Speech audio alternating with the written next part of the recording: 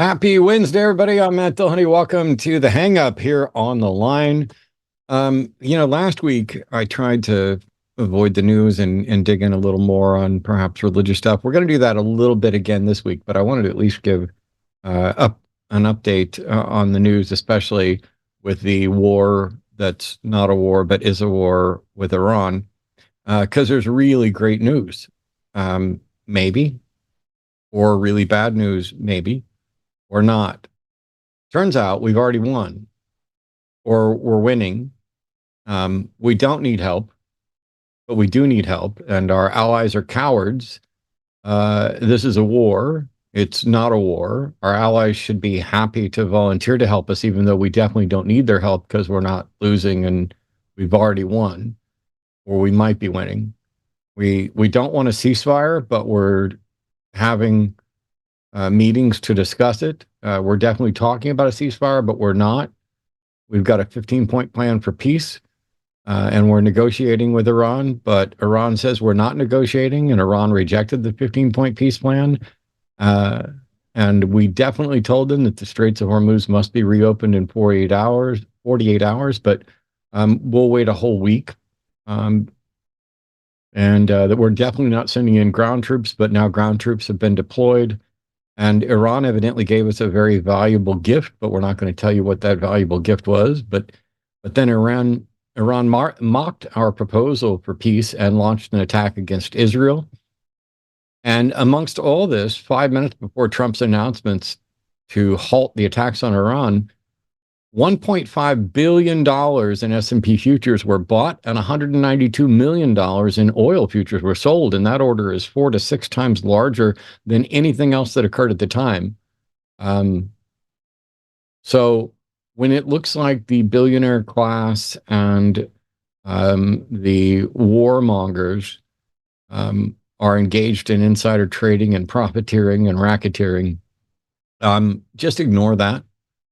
Just pretend like it's the Epstein files, and we can pretend like nothing's happening anywhere. At no point is congressional input involved in this.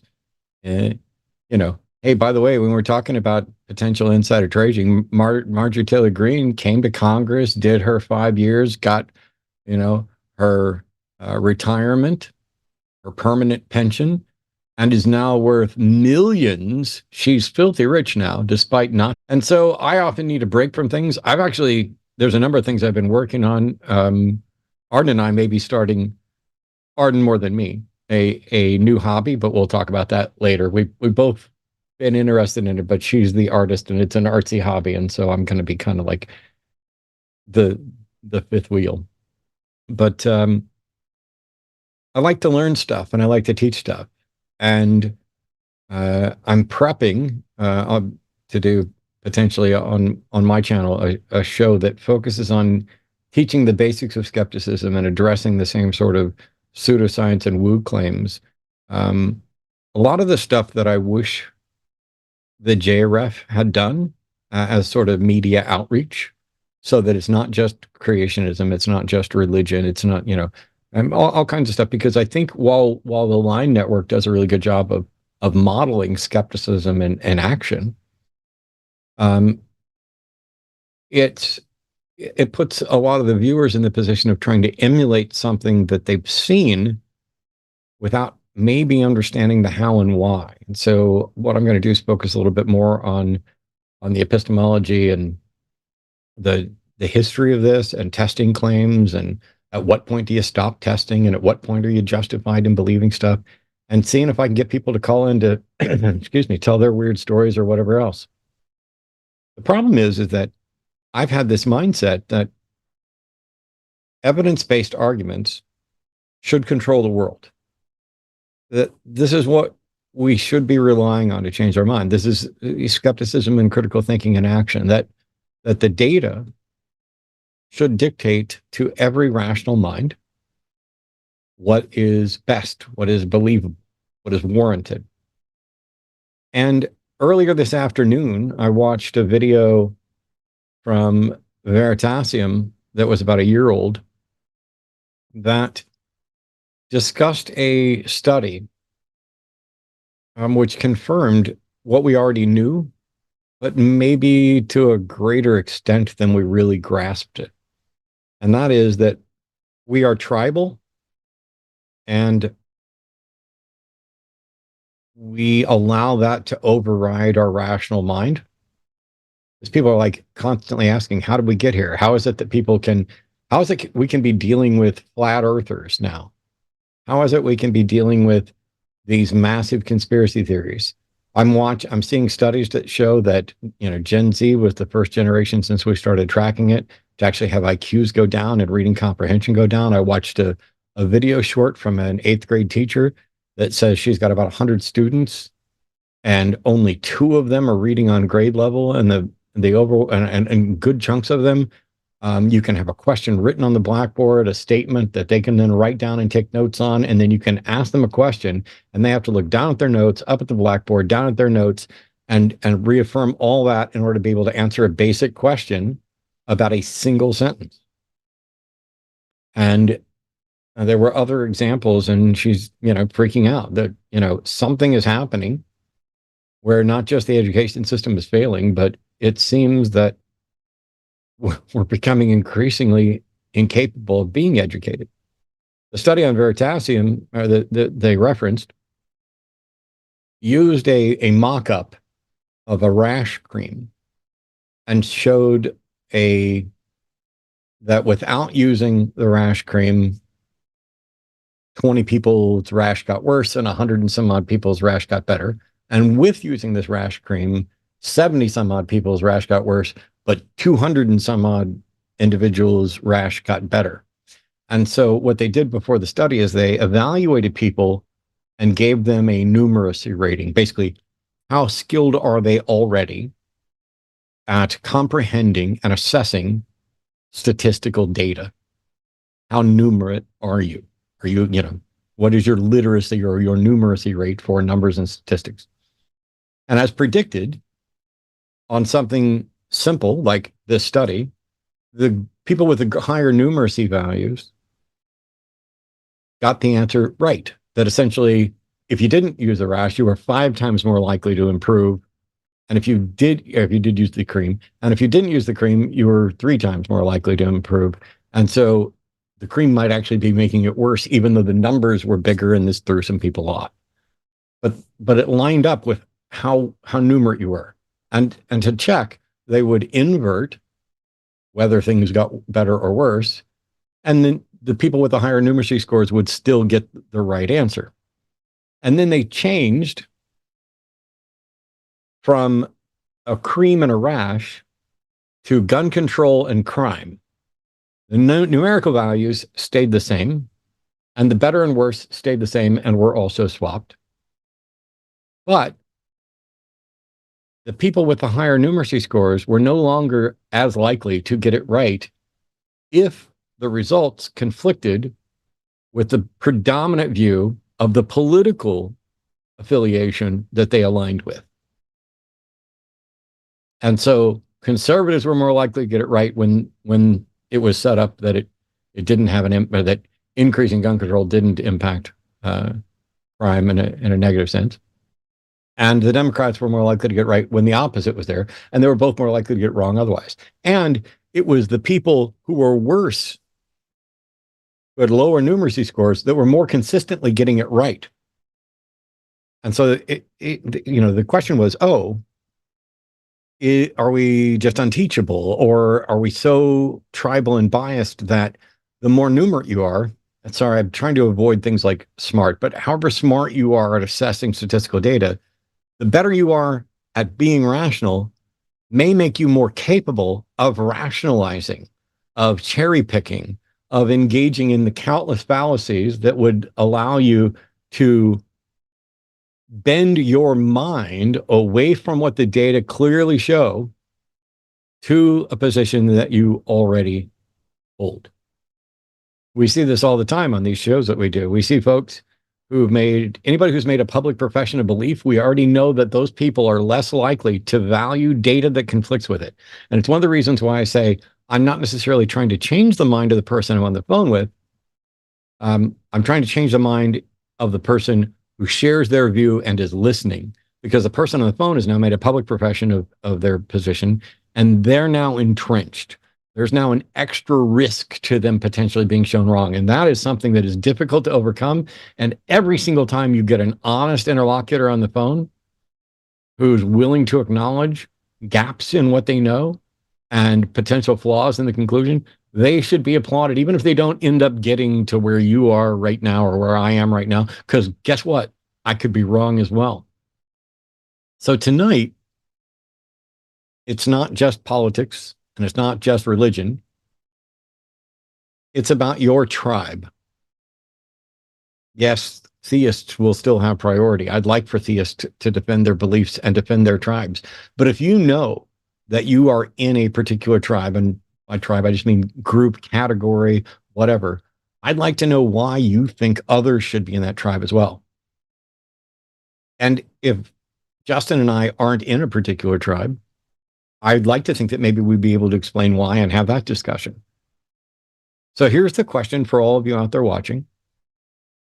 Which tribes do you align with, and why do you prefer those? And what would change your mind? So, for example, I am definitely a leftist, and I am to a much lesser extent a liberal progressive. I'm not a Democrat, but they're the tribe that has the best shot at implementing policies that are most in line with my views. I'm a democratic socialist with communist leanings. But I don't really know enough about financial models to know what model I actually prefer. I definitely don't prize wealth, and I find obscene wealth to be repulsive and immoral. I just want to kind of eliminate poverty and work towards a world with less suffering, less hardship, and less exploitation, and less disparity between the haves and the have-nots, or that I have so much more than everybody else. Ha ha ha ha ha ha ha ha. On the religious front, I'm an atheist and an anti-theist, depending on how we define terms. I may be Gnostic or agnostic, depending on the God in question, but generally speaking, in most cases, I'm in no case am I convinced there is a God, and in some cases, I'm convinced that the proposed God definitely doesn't exist. It conflicts with facets of reality. It is not just lacking supporting evidence, but it is lacking expected evidence in a lot of cases. Epistemologically, I'm a scientific skeptic that values critical thinking and reasoned argument that is supported by, preferably, but not necessarily exhaustively, I guess I should say, empirical evidence and data. By the way, that's also what would change my mind. So if you said, hey, you're wrong to be in this particular group, and you're like, what would change your mind, Matt? Well, if you can make a reasoned argument free of fallacies that are supported by empirical evidence and data, that would be the strongest thing that would likely change my mind. And if it was, essentially, it's kind of like a weighted scale. If I have a bunch of evidence for a particular position, and there's also going to be baggage on there, as in things I value, and you can present an argument, that starts to tip the scale. And when the weight of those arguments overcomes even my personal preference, I'll change my mind, which is how I went from being a Southern Baptist, fundamentalist, nearly biblical literalist, evangelical Christian, who was a right-wing, 8 years in the military, Rush Limbaugh ditto head, to being all of those things I just listed that are pretty much the opposite of that. Now, the temptation by a lot of people is to pretend that the truth and reality, that's all in the middle. Oh, you went from too far this way to too far that way. Cool. If I went too far in either direction, make the case for it. But that's what would change my mind. So I've told you a little bit about the tribes that I probably associate with. I'm a secular humanist who values freedom, autonomy, liberty, justice, truth, and as close as we can get to equality of opportunity from a rights perspective as we can. And all of that is also tied to empathy. I don't know that you can have a good moral foundation or a good moral structure that is based purely on data. I think empathy is a component as well, but maybe I'm wrong there. And one group that I've been hung up on lately because of a disagreement that I had with a Facebook friend is Christian nationalism. I saw a meme that said Christian nationalism is Christian in the same way that urinal cake is cake. And I found this incredibly irritating because, first of all, urinal cake is cake. It's definition 5 at dictionary.com as the compressed thing. It's just not the cake that you're implying and would hope everybody would assume, like the cake that you eat.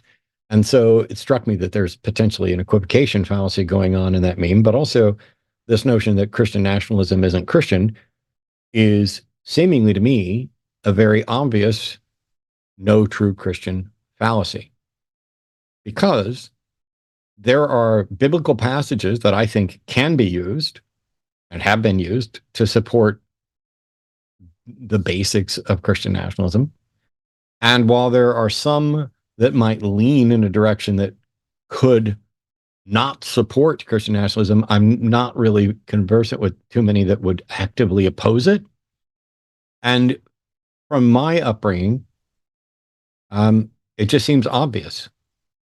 I mean, Romans 13, 1-7, let every person be subject to the governing authorities, for there's no authority except from God, and those that exist have been instituted by God. This is basically that all of your leaders are God appointed, which means that Obama was part of God's approved appointed, and so was Trump, and so was Marjorie Taylor Greene. And if the Christian nationalists get power, then that must have been what God wanted, in part because, as we know from other verses, everything happens according to God's plan. Then there's the Great Commission, which is go out and baptize all nations.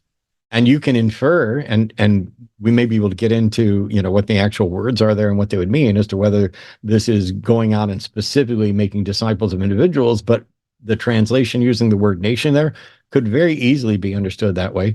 But on a very simple level, Psalm 23, I think it's verse 12. Let me look it up real quick because I didn't have it ready.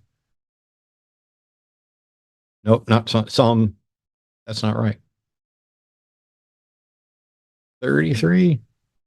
I typo it. Yep, Psalm 33:12. Thank you. Blessed is the nation whose God is the Lord, the people whom he has chosen as his heritage. And I believe this is probably where something like the Heritage Foundation takes its name, but that could just be a guess. But if you believe that God's way is the right way, and God wants you to go out and baptize nations, and that the world is better and blessed if it's God, if that nation's God is the Lord, that seems to me to be a strong argument in favor of Christian nationalism. And while there are probably ways to argue against it using the Bible, it seems to me to be a clear no true Christian fallacy, no true Scotsman fallacy, to do that just kind of as a blanket dismissal. And this is why I've been frustrated with people who I genuinely like and respect, despite disagreeing with them on religion. People like John Fugelsang, who I think are, and James Tallarico, who I think are better Christians than Christianity or the Bible would permit. And they're trying to spin that their version of Christianity is the right one and that Christian nationalism is a perversion of Christianity. And maybe it's my upbringing that's getting in the way. Maybe the tribe that I'm in is getting in the way. So we're going to take calls from people calling in. Hey, you can defend your beliefs. Why should we be a part of them? Why is your tribe the right one? Do you know that you are willing to set aside data in order to stay with the tribe you're in and what it takes for you to change that? But if I'm wrong about Christian nationalism, there is nobody I can think of who would be better suited to come in and set me straight, or at least teach us all some of the subtleties than Justin from Deconstruction Zone. So welcome, Justin, in. fix us up, man. Is Christian nationalism Christian or not? Or is it bullshit or not? Is it, I think we already know it's probably evil and wrong, but like if I put my Christian hat back on, the way I was taught and the Bible verses I have, I'm like, yeah, I know it says render under Caesar and that, all leaders are God appointed. So that means that, if the Christian nationalists win, that must be what God wanted. And if Obama wins or, some godless heathen wins, that must have been. But it seemed to me that the Christian nation is better. And so when I see people saying it's not Christian, I'm like, what do you mean it's a perversion? Westboro Baptist Church isn't a perversion of the Bible. It's a strict literal thing, Yeah. Like everything else, what we're going to find with Christian nationalism is that it depends on which Bible verses you want to cherry pick, because the Hebrew Bible is very nationalistic. This idea that God has selected a nation and that nation is God's, and they're going to be the ticket for all the Gentiles to eventually reach God. So you find a lot of nationalistic tone in the Hebrew Bible, but I'm willing to bet that the people that are using the Hebrew Bible to say that God blesses nations rather than people are going to ignore some of the passages. So, for example, after the final battle, like the Armageddon in Zechariah 14, listen to what it says. I bet you'll find something in here that Christians are going to hate. All who survive of the nations that come against Jerusalem shall go up year after year to worship the King, the Lord of hosts, and to keep the festival of booths. And if any of the families of the earth do not go up to Jerusalem to worship the King, the Lord of hosts, there will be no rain upon them. And it goes on to describe how they're going to do sacrifices and offerings according to the law of Moses. Every cooking pot in Jerusalem and Judah shall be holy to the Lord of hosts, so that all who sacrifice may come and use them to boil the flesh of the sacrifice. Isn't that interesting? Nationalism in the Hebrew Bible includes this whole nonsense of the law of Moses, and Christians want to dispense of that, and they want to dispense of the Old Testament. So we could turn to the New Testament and say, what kind of stuff do we get in the New Testament that we can cling on to for Christian nationalism? There's really nothing. For example, Jesus said, my kingdom is not of this world even, right? So if we're in the kingdom of Jesus and his kingdom's not of this world, it seems like he's not setting up a government on this planet. And Paul famously in Philippians 3 says, our citizenship is in heaven. It's from there that we're expecting a savior, not here. There's no government here on the earth that's going to save you from the evil heathens. 1 Peter 2:9, you are a chosen people, a royal priesthood, and a holy nation, God's own people, in order that you might proclaim the excellence of him who called you out of darkness into his marvelous light. This is a nation made up of a spiritual nature, not a geographical location, not something that has a leader. And remember, the only leadership that Jesus ever talked about is the 12 tribes leading over, the 12 disciples leading over the 12 tribes in the renewed heaven and renewed earth. That's the only kingdom Jesus ever is interested in the New Testament. And we got to remember, there's a change between the Old and the New Testament with a couple very important doctrines. For example, in the New Testament, God is not concerned with your money. He needs you to get rid of that stuff. In the Hebrew Bible, he would bless you with money. If you had money, you were being blessed. And the New Testament said, no, we're not doing that no more. Give all that you have to the widows. Give all that you have to the poor and come and follow me. The law is done away with. We don't need that anymore. Nationalities, done away with. We're not doing that anymore. In fact, I'll end on Jesus's one of his most famous parables about the Jewish nation, really. The New Testament is fundamentally anti-nationalistic, and Jesus's parables are the best example of this. He talks about how there's tenants that are basically farming a land for the king. This is a metaphor for the nation of Israel. And the king sends his servants to collect the profits, and they return nothing, and they beat up and they murder his servants. And then finally he says, I'll send my son, they'll treat my son well. And they don't. They murder the son. And so then they get cast out and basically annihilated, and then the foreigners get to come in. This is the same metaphor that you get with the wedding banquet parable that Jesus tells about those who are invited to the banquet, but then they wouldn't come to the banquet because they were too busy, and then all the strangers in the streets get to be called in. Jesus over and over again teaches that this nationalistic idea is done. It doesn't matter. It doesn't matter what nation you belong to. It doesn't matter if you're circumcised. The only thing you need to worry about is whether or not you're part of this spiritual kingdom that has absolutely zero borders.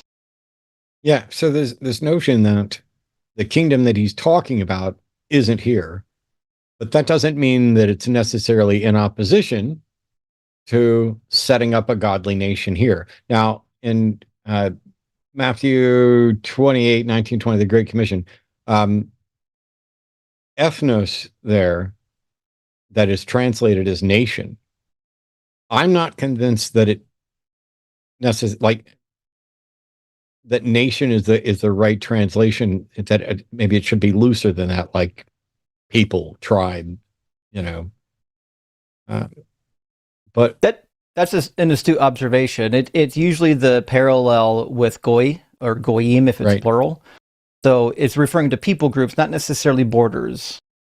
Yeah, it seems like when you get to the English translations of some of this, I mean, and you're going to know better than I do, and better than most, but we have to try to figure out more so what the original intent was, rather than what the English translation of a translation of a translation of a copy of an oral tradition,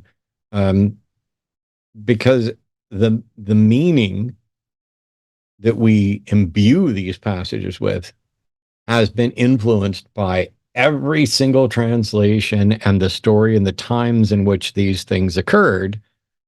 And so I can easily say, okay, yeah, God's talking about setting up a nation that isn't part of, no borders here, no people, no government and stuff. And that Romans 13 is saying, hey, much like if you go back to the Sermon on the Mount, be like the lilies of the field, take no thought for tomorrow, don't save stuff up, render unto Caesar that which is Caesar's, all these things. It is absolutely not concerned with this life or anything other than spreading the gospel. However, it doesn't stand in opposition to having a godlier nation.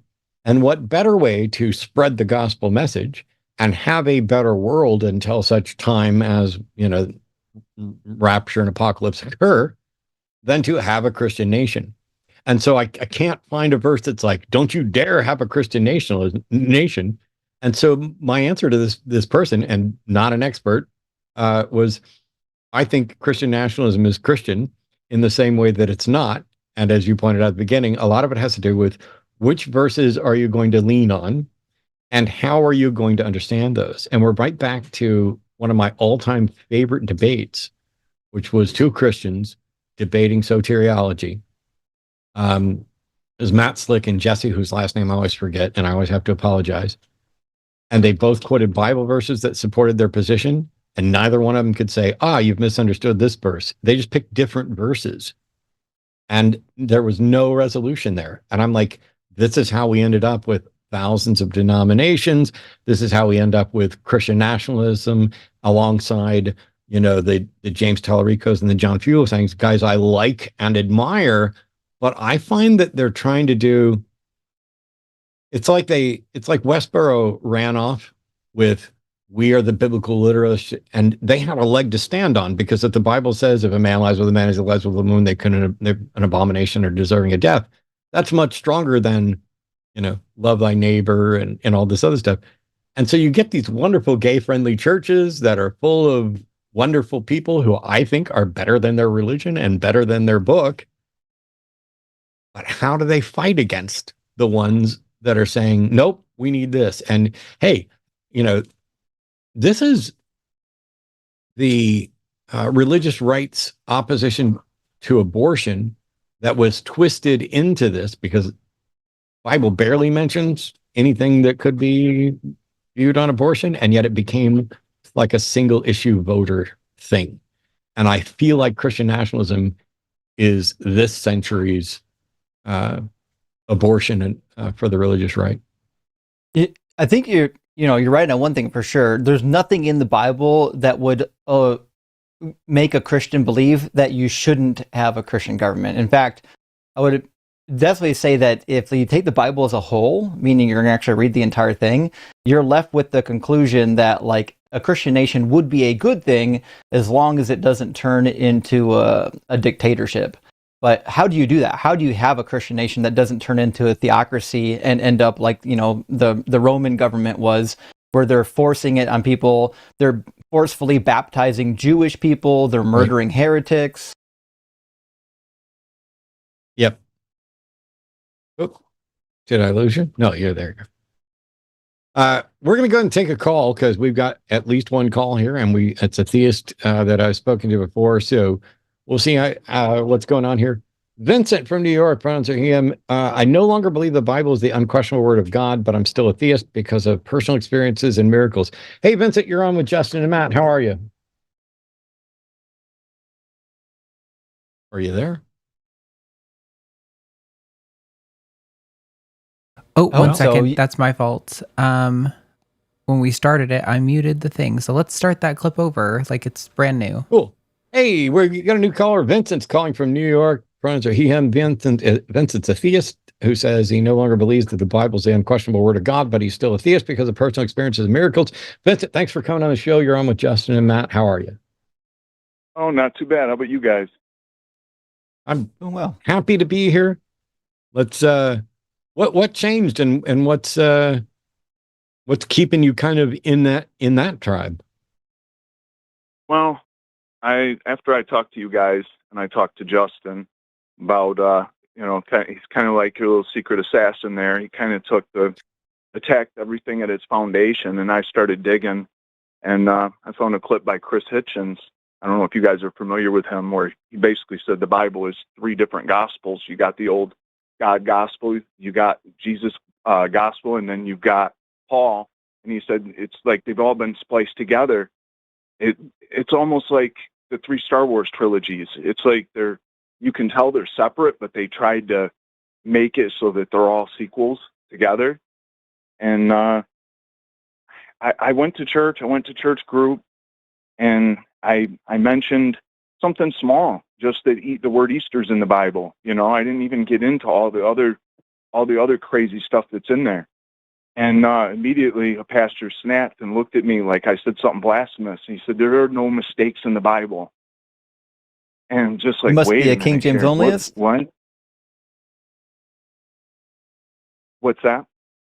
Am I correct in understanding that your pastor is a King James onlyist? Because the King James is one of the last Bibles to include Easter in the book of Acts.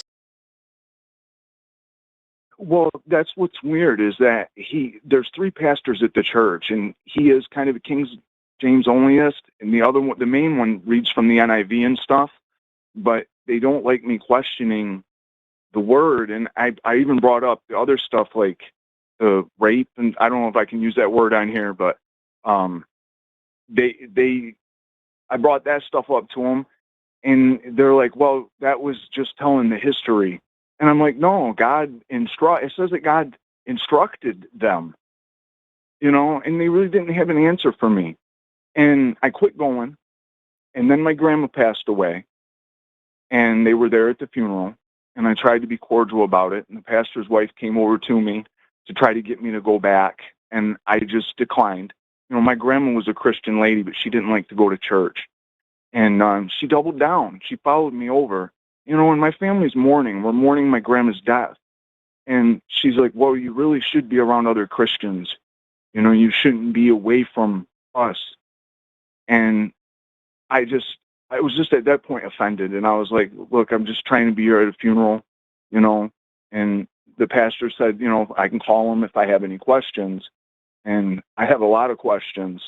But it's like, where do you start? I mean, if you're going to say the word is the undeniable, like that Bible's true, which Bible? You're translating so many Bibles. So it's stuff that I really didn't want to look at and I really didn't want to face, but it's stuff that you can't. Lot and his daughters, having sex with his daughters and getting drunk and having kids, and it was okay. He wasn't even punished for it. Chris Hitchens talked about, it says if you see your neighbor working on Sunday, you're supposed to put them to death. So I don't know. Like, I've been watching a lot of Chris Hitchens stuff and a lot of the stuff that, you guys have been talking about. And I don't know, like what Justin said, it really kind of threw me for a loop. you know, and I've watched for years, mainly because, you know, Matt, you got a lot of charisma and everything. You draw a lot of viewers because you're a very charismatic dude, you know, charismatic and everything. But I was just like, sitting here, and now I've lost that tribe, and I'm a free thinking Christian, I guess, and I really don't have a tribe now because I'm looking at things critically, and I don't know. I really don't know. I have these miracles that have happened. Some Christians, they think that those aren't even miracles because some of it involves gambling, right? So I had a pastor tell me it was a demon and not really God. Well, why would a demon want to give me money? So the whole thing is, I'm on that weird part now where I'm looking at the Bible and I'm like, what the hell? Right? But then I have personal stuff that has happened, like personal relationship, and I've heard other testimonies. So I've got a lot going on, but I just wanted to let you guys know where I'm at. And how would you tell? What are you calling a miracle?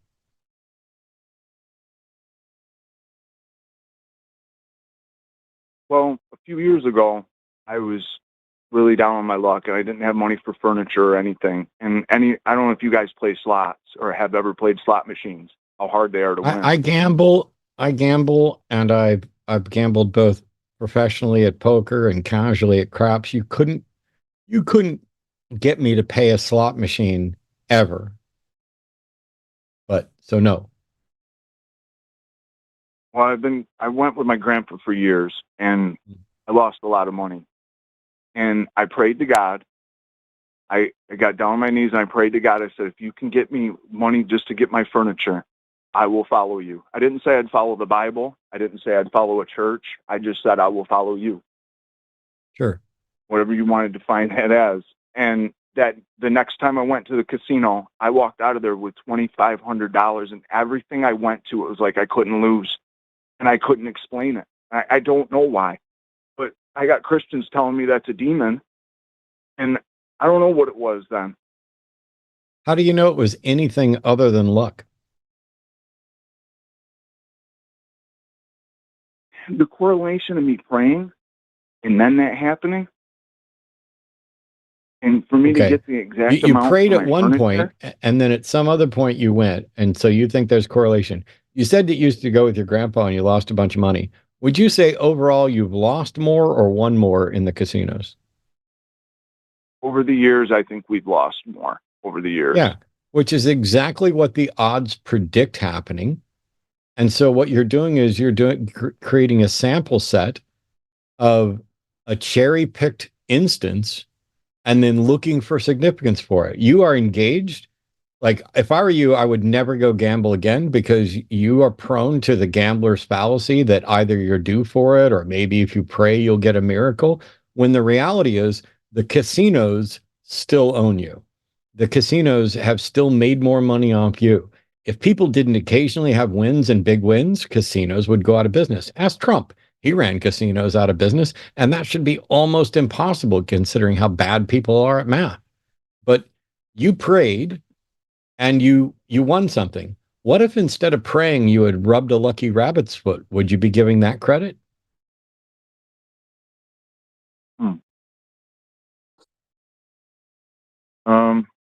I mean, I see your point. I see your point.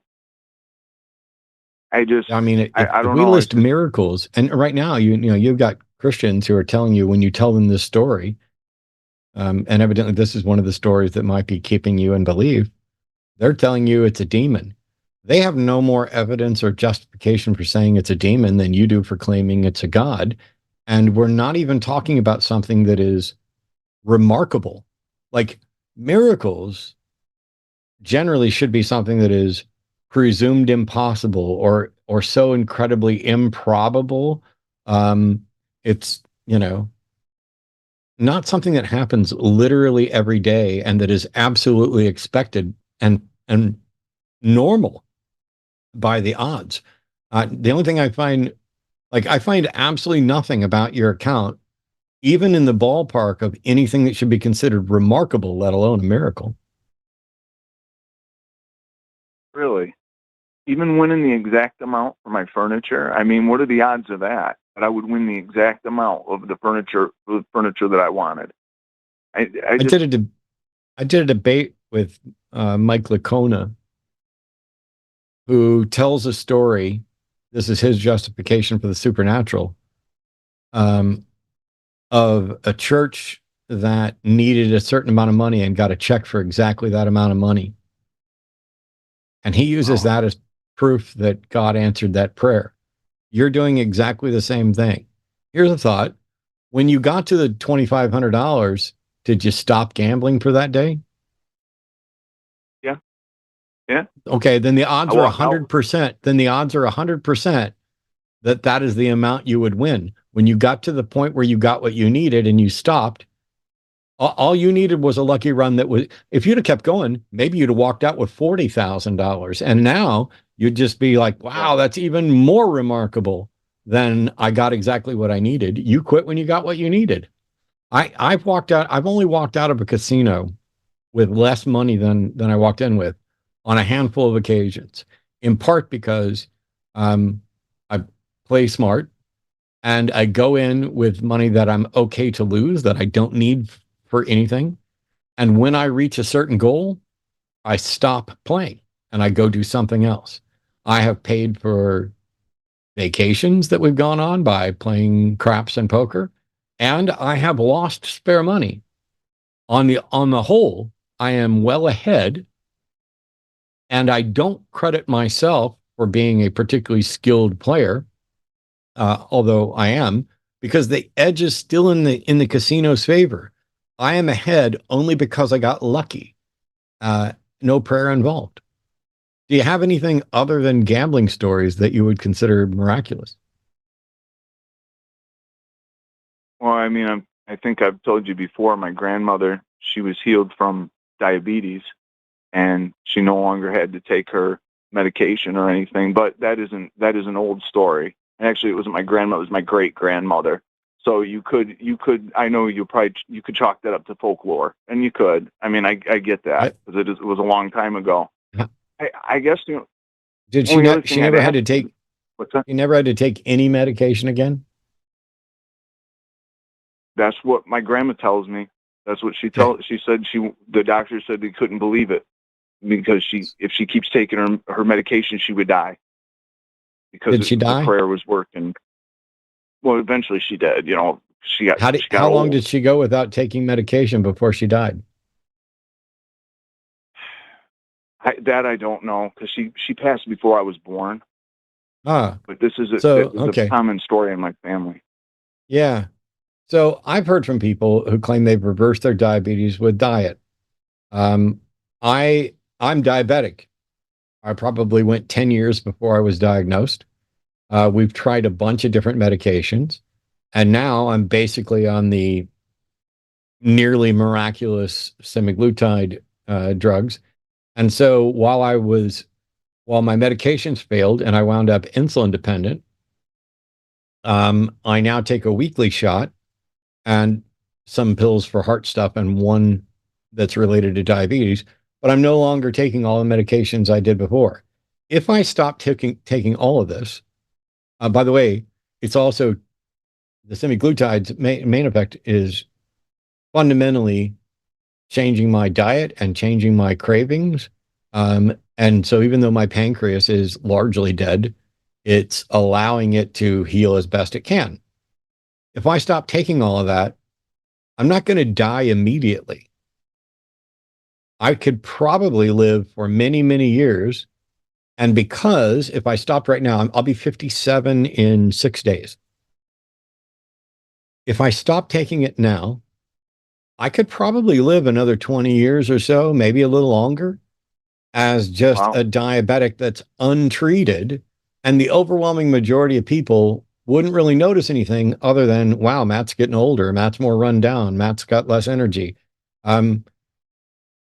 You're hearing stories, and we don't know for sure what happened. We don't have a way to investigate it. And B, if we did think that somehow her diabetes got reversed or healed or cured, you have no way of figuring out how or why that happened, and absolutely no justification for thinking it was supernatural in origin. Yeah. Well, I mean, I wasn't there, but the family focuses on it a lot. It's like a big testimony and stuff like that. But I don't know a lot about diabetes, and I didn't know that. So maybe she did quit taking it and then eventually killed her. I don't know.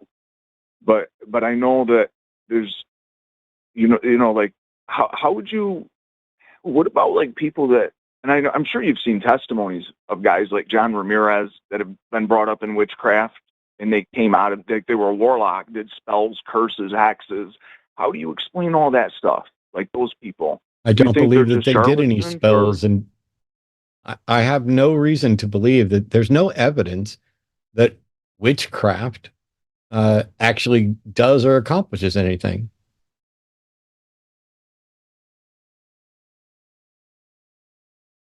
A good chunk of these ex-Satanists, I can't say about John Ramirez, have been exposed as liars and frauds. And so they're now evangelists who have a motivation to make claims that simply aren't true. Does John Ramirez ever claim that he channeled supernatural powers to actually do something? If he does, then he needs a way to demonstrate that this is real. And until he does, it's not believable. I'd love to see you debate him, actually. Why? What is there to debate? What is there to debate? Ramirez can either present evidence that he did these things or he can't. And my money, I'll bet $1,000 right now that he has no empirical evidence that he ever did anything supernatural as a Satanist. Would you sit alongside, like if a witch invited you or a warlock to show you stuff, would you go and yes, like, I have done. I have done. And nothing happened? Correct. And just like when the James Randi Educational Foundation used to offer to test $1 million prize to anyone who could produce any sort of supernatural effect, that includes witchcraft. I'm sorry to all of the pagan, spiritualist, crystal worshiping, foot rubbing, oil and incense burning people out there, but you're delusional. None of you can ever demonstrate that you've done anything. If any of them could do anything, if casting their spells could do anything, I would not be this ruggedly handsome, incredibly intelligent powerhouse with all kinds of riz. I'd be dead. But no God seems to be able to take me out. No demons seem to be able to take me out. No witches seem to be able to take me out. These things have been tested. They have consistently failed to demonstrate even the beginnings of a phenomena. So no, I'm not impressed by Ramirez or anybody else who tries to say, oh, I was an ex-Satanist and I was it. When I was growing up in the 80s, and I want to get Justin back in here because you and I have been talking this whole time. But when I was growing up in the 80s, there was this massive satanic panic, and I burned all my rock records because of backward masking and satanic panic. And where I lived, there was an old rundown facility, and the rumors were that there were satanic rituals and human sacrifices out there and stuff like that. And it turns out none of that shit is true. And there's not evidence for it. So I think I don't even know if I've heard of John Ramirez before today. I don't know what his claims is, but evidently looking right here, it says his involvement in the highest levels of the occult. There's been no demonstration that the occult is anything more than cosplay. And so if you're the highest level cosplayer, I'm not impressed or scared of you. So what is there to debate? If John can't provide evidence of the demonic realm, there's in the entire history of the world, nobody's ever demonstrated anything that is supernatural. Not once. Oh.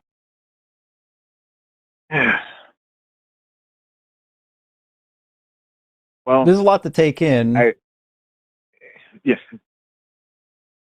There was a time when I was in your position where I was leaving Christianity, but I still wanted to believe in a God. And I had some of the same experiences that you had, where I was like, hey, I prayed for something and it seemed like it happened, or I knew someone who did and it seemed like it worked. And that could really keep you in the ballgame for a little while. But I think if you spend a little bit of time thinking deeply on the topics, you might come to a different conclusion. So luck, as Matt says, happens in Vegas. I was in Vegas for about 3 months working, just not for fun, just working out there.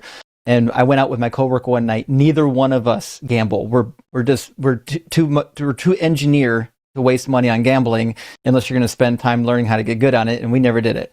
So we didn't gamble the whole time we were out there, except for one time. He found like a 5 or a 10 on the floor just randomly. I was like, oh, interesting.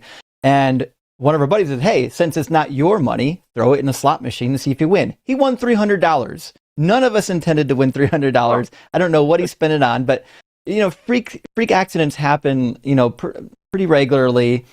I get that if you tie it with prayer, it feels like the prayer caused it. But the reality is, eventually, if you spend your whole life praying, eventually something is going to feel like it came true.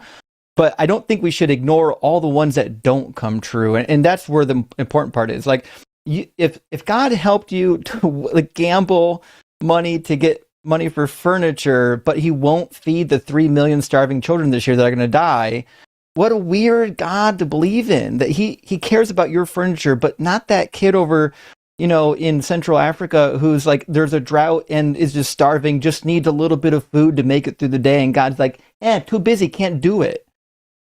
That's when things really start falling apart. It doesn't make sense that God would care more about your furniture than all the horrific things that are happening around us that must be more important. There must be more important things than the furniture. But do you understand why, like, once you start thinking about the bigger picture, like answering like these little prayers start to seem silly? Because like, you can't be praying more sincerely than the woman with the starving child, can you?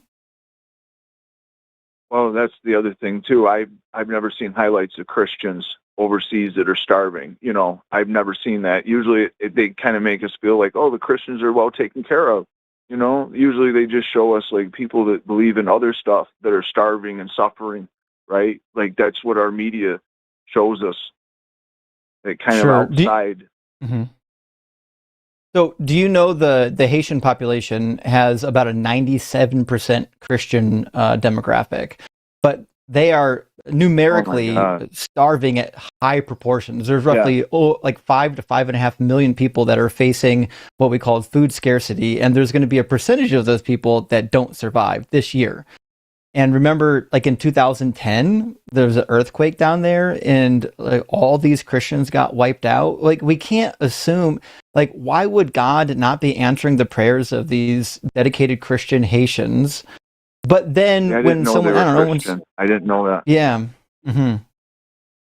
If God's not going to take care of the most vulnerable people that are worshiping him, I don't think it makes sense that he's also taking care of us in the first world that, like, sometimes we need furniture money. Yeah. And no, that's true. That's true. And I never really thought about it like that. Because, like, with Haitian, I didn't know that either. Like, I thought, you look at it from a different perspective and you think, oh, no, these people are not believing in God. That's why this happens. And that's what pastors say, right? They say that, well, you just got to turn over to God and then it'll quit happening. But yeah. Hey, Vincent, are you in chat right now with the YouTube channel? No, I'm not. Okay. Why? Well, I was going to post a link to something, but I did some searching while you and Justin were talking. I'm going to read you a couple details, and you can Google this. If you Google John Ramirez debunked, one of the first things you're going to find is an article from Skeptical Inquirer that was written by Autumn Sword back in September of 2024. And she goes through in a lot of detail the various accounts that John Ramirez has given and claimed and how they've changed. And I'm going to read something from a couple of clips from this article, and I recommend that you go read the entire thing. However, as I mentioned before, the closer you look, the more you see the cracks. Remember, in his 2000 mind test 2009 testimony to the Times Square church congregation, he said he started down the path to the dark side when he was 12. But then in his autobiography, he said that when he found a necklace at the age of 8. Or was it when he was initiated into Santeria at the age of 10? If there was such a thing as a dark path, I suppose you could always fall farther and farther down it, but you really only start on it once. So which of those was the start? There's more problems with Ramirez's necklace story. During an interview with Thunder and Light Studios in 2014, Ramirez gave a slightly different version of discovering the necklace. In this one, he says, I was at a schoolyard playing with some friends of mine, and I heard something fall into the ground. It was a voodoo necklace, so I took it, put it on, and that necklace was my first contact with the devil. Autumn goes on to dig in on the details of where he's contradicting himself, including this story that he tells about losing his sight. Evidently, there was a tarot card reader that suggested he was going to lose his sight, and they fell for it, even though no tarot card reader, no psychic, no ghost talker has ever demonstrated any efficacy at anything at all. But instead, he claims that he lost his sight after abandoning his devotion to witchcraft. It's a claim that he doesn't bring up again, but was important enough at the time of the writing of Out of the Devil's Cauldron, which is his autobiography, I think, to include documentation to support it. After growing tired of trying to recruit hapless souls into the religion, presumably Santeria, Ramirez stopped practicing it, and as a punishment, the curse the tarot card reader predicted, even though it was supposed to have happened within 30 days, was now invoked. And the quote is, out of the clear blue, the retinas of both my eyes began to detach. To correct this, I had one operation after another, a total of 7, but to no avail. I was completely blind. After 30 years of seeing everything I wanted to see, now I couldn't see my own hand in front of my face. In late fall of that year, I met with a counselor from the Commission for the Blind for my interview, and my case was accepted. That's what he wrote in 2012. But he says he was born in 1963. For him to have gone completely blind after 30 years would put us in the year 1993. In his autobiography, he includes what alleges to be a verification of legal blindness, confirming that he was declared legally blind. The problem is that document is from the New York State's Office of Family Services Commission for the Blind and Visually Handicapped, is signed October 5th, 2009, which would put Ramirez's age at 46, not 30. Like so many of these others who are frauds, Ramirez's story changes and bounces around as it's convenient. We are storytellers, we are liars, we are rationalizers, and we seek approval. And what we seek, if we are working towards something we think is important, like converting people to the one true God, if we're convinced we're right, it's not a big deal to stretch your memory and stretch your story so that it has a better impact on audiences. And then people like you, no offense at all, Vincent, because at least you're asking questions and everything else, but somebody who doesn't realize that winning $2,500 at the casino after losing much more is entirely banal, is like, oh, I heard this John Ramirez guy, he was high up in Santeria and witchcraft and did all these things and sold his soul to the devil and signed a contract and everything. You know who else sold their soul? Hemant Mehta, my friend, the friendly atheist. He sold his soul on eBay, so he didn't actually sell it to the devil. He sold it to whichever Christian decided to buy it, and it's basically working out a deal to go to church and everything. But I see no reason to think that Ramirez has demonstrated anything other than he's a preacher who wants to reach people. Yeah, I sold my soul to the devil a while back, and I've yet to even get a postcard. So I'm not convinced that the devil cares so much about this. But I would do it right now. Yeah. $5, Satan, $5. If you make $5 appear right here on my table, I will take it as confirmation that I have now sold my soul to yours, and I am bound eternally, and can never be redeemed. $5, make it show up right here. It's not going to happen. We all know it's not going to happen. Just to be clear, I was raised Christian too, so I was raised from a very young age into this, and I've learned a lot of other stuff. I've read the writings of Aleister Crowley, Albert Pike. I've seen the stuff, the stuff that they believed. I don't know if you think they were just mentally insane or what was going on with them guys. Like Luciferians, like hardcore, like Aleister Crowley was a hardcore Luciferian. I know, like, there was rock stars obsessed with him and stuff. So, you know, I don't want you to think like I just won some money at a casino, watched John Ramirez, and was like, "Wow, I'm a Christian," you know, because it's not really. No. Like, I used to it's a believe lot all of this stuff too. I used to believe all this stuff too. I bought into all this stuff. I told you, I burned my rock records. I remember testimonies from Mike Warnke, who turns out to be a big liar.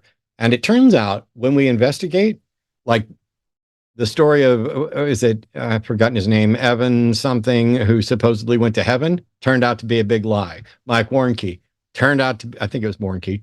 If not, then I apologize. Turned out to be a big lie. All these people claim to be high up in the Satanist stuff, big lies. And so when you get to people like Aleister Crowley, I'm not qualified to diagnose them as to whether or not they, you know, had a particular mental condition, or if they were just delusional, or if they were lying. But what I can say is there's absolutely zero good evidence that any of these people ever had any powers or demonstrated anything supernatural. It's just that's the tribe that some people decided they wanted to be a part of.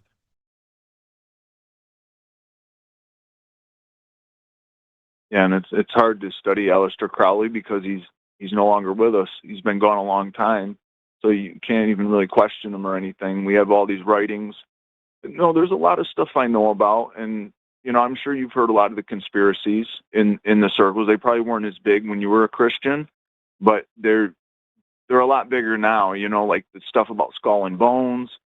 When they questioned Bill Clinton about Bohemian Grove, and he said, "Oh yeah, isn't that where Republicans sleep naked against redwood trees?"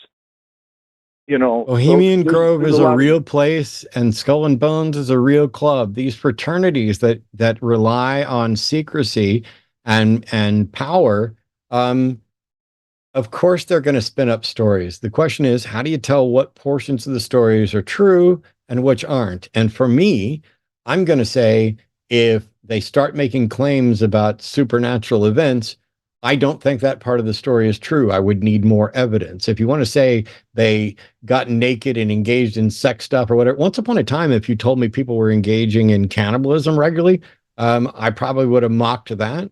But given that it shows up in the Epstein files as at least a not outside the realm of reason thing, it wouldn't surprise me now to find out that somebody's engaged in that. And yet there's nothing supernatural about any of it. It's just people suck, and people lie, and people seek power, and people want to be part of an in-group.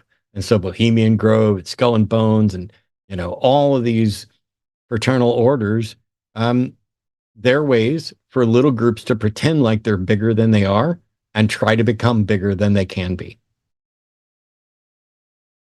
Well, some of them were presidents. They did become pretty big, right? I mean, okay.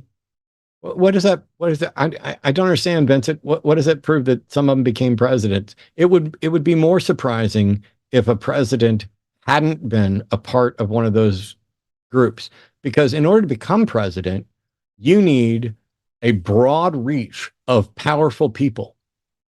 It's nothing supernatural. This world is run by the rich and powerful.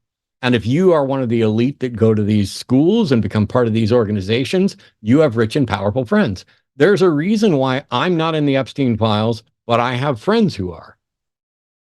There's a reason why so many of these leaders are tied to Epstein, are tied to the billionaires who are buying out media and shutting down what you're allowed to see and hear. That's not conspiracy theory. That's fact that is happening. We're watching it, and people aren't doing enough to stop it. I don't, at this point, I'm going to be focused more on skepticism, including some supernatural claims, but the world is completely fucked, whether the supernatural is real or not. I don't have as much time to spend on ghost stories and suspicions about secret demon summoning. Summon a demon to do some shit right now or drop it. And I don't mean you, I mean everybody. Right.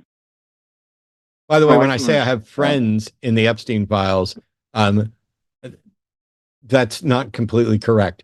I have people I have been friendly with who are in the Epstein files. For example, Rebecca Watson's in the Epstein files, but not because she did anything wrong, but because she was associated with Lawrence Krauss, who has done things wrong, and Richard Dawkins, and they're both in the Epstein files. And I'm not friends with either of them anymore. If we ever were, I don't know. But what's bad about that is now the guys that are really in the files that were doing bad stuff can use that excuse. That's what's bad about that. You know what I mean? Use what like excuse? they can say, "Oh, I was associated with someone. That's the only reason I'm in it." That's what people that are defending Trump are saying. They're saying, "Well, he was just associated. That's why he's in it." Right? Except they can't use that, Vincent. Except they can't use that. If they get rid of the redaction and show what's actually in there, then you can then assess the evidence and be like, oh, is Trump just in there because he's protecting pederasts? Is Trump in there because he is one? Granted, it's wild that he's listed there more than anybody. And all the redactions that Congress people are actually coming out and saying, I've seen this and read this, they're direct accusations of our president, prior to being president, committing atrocities against young women. You can't just be by association. And not only that, but we literally have him on tape talking about grabbing women by the pussy. We literally have him on tape doing, fuck Trump. Right. He sounded like Howard Stern in a lot of them tapes, like old school Howard Stern. And I was kind of blown away. I'm like, man, this guy is really president. But I think what's worse is just his policies, his deception, the fact that if you really read up on him, he follows more in the description of the Antichrist than anything. No, stop.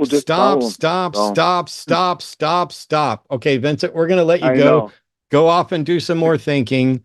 We'll talk to you another time. I got to get onto some other callers. I am not going down the Trump sounds like the Antichrist shit. I was hoping we could argue again, Matt. We do every time I call. Let's have a little fun. I'm arguing with you right now in that we're not going further on this, and I have other callers on hold that I want to get to without exploring 5 more topics with you.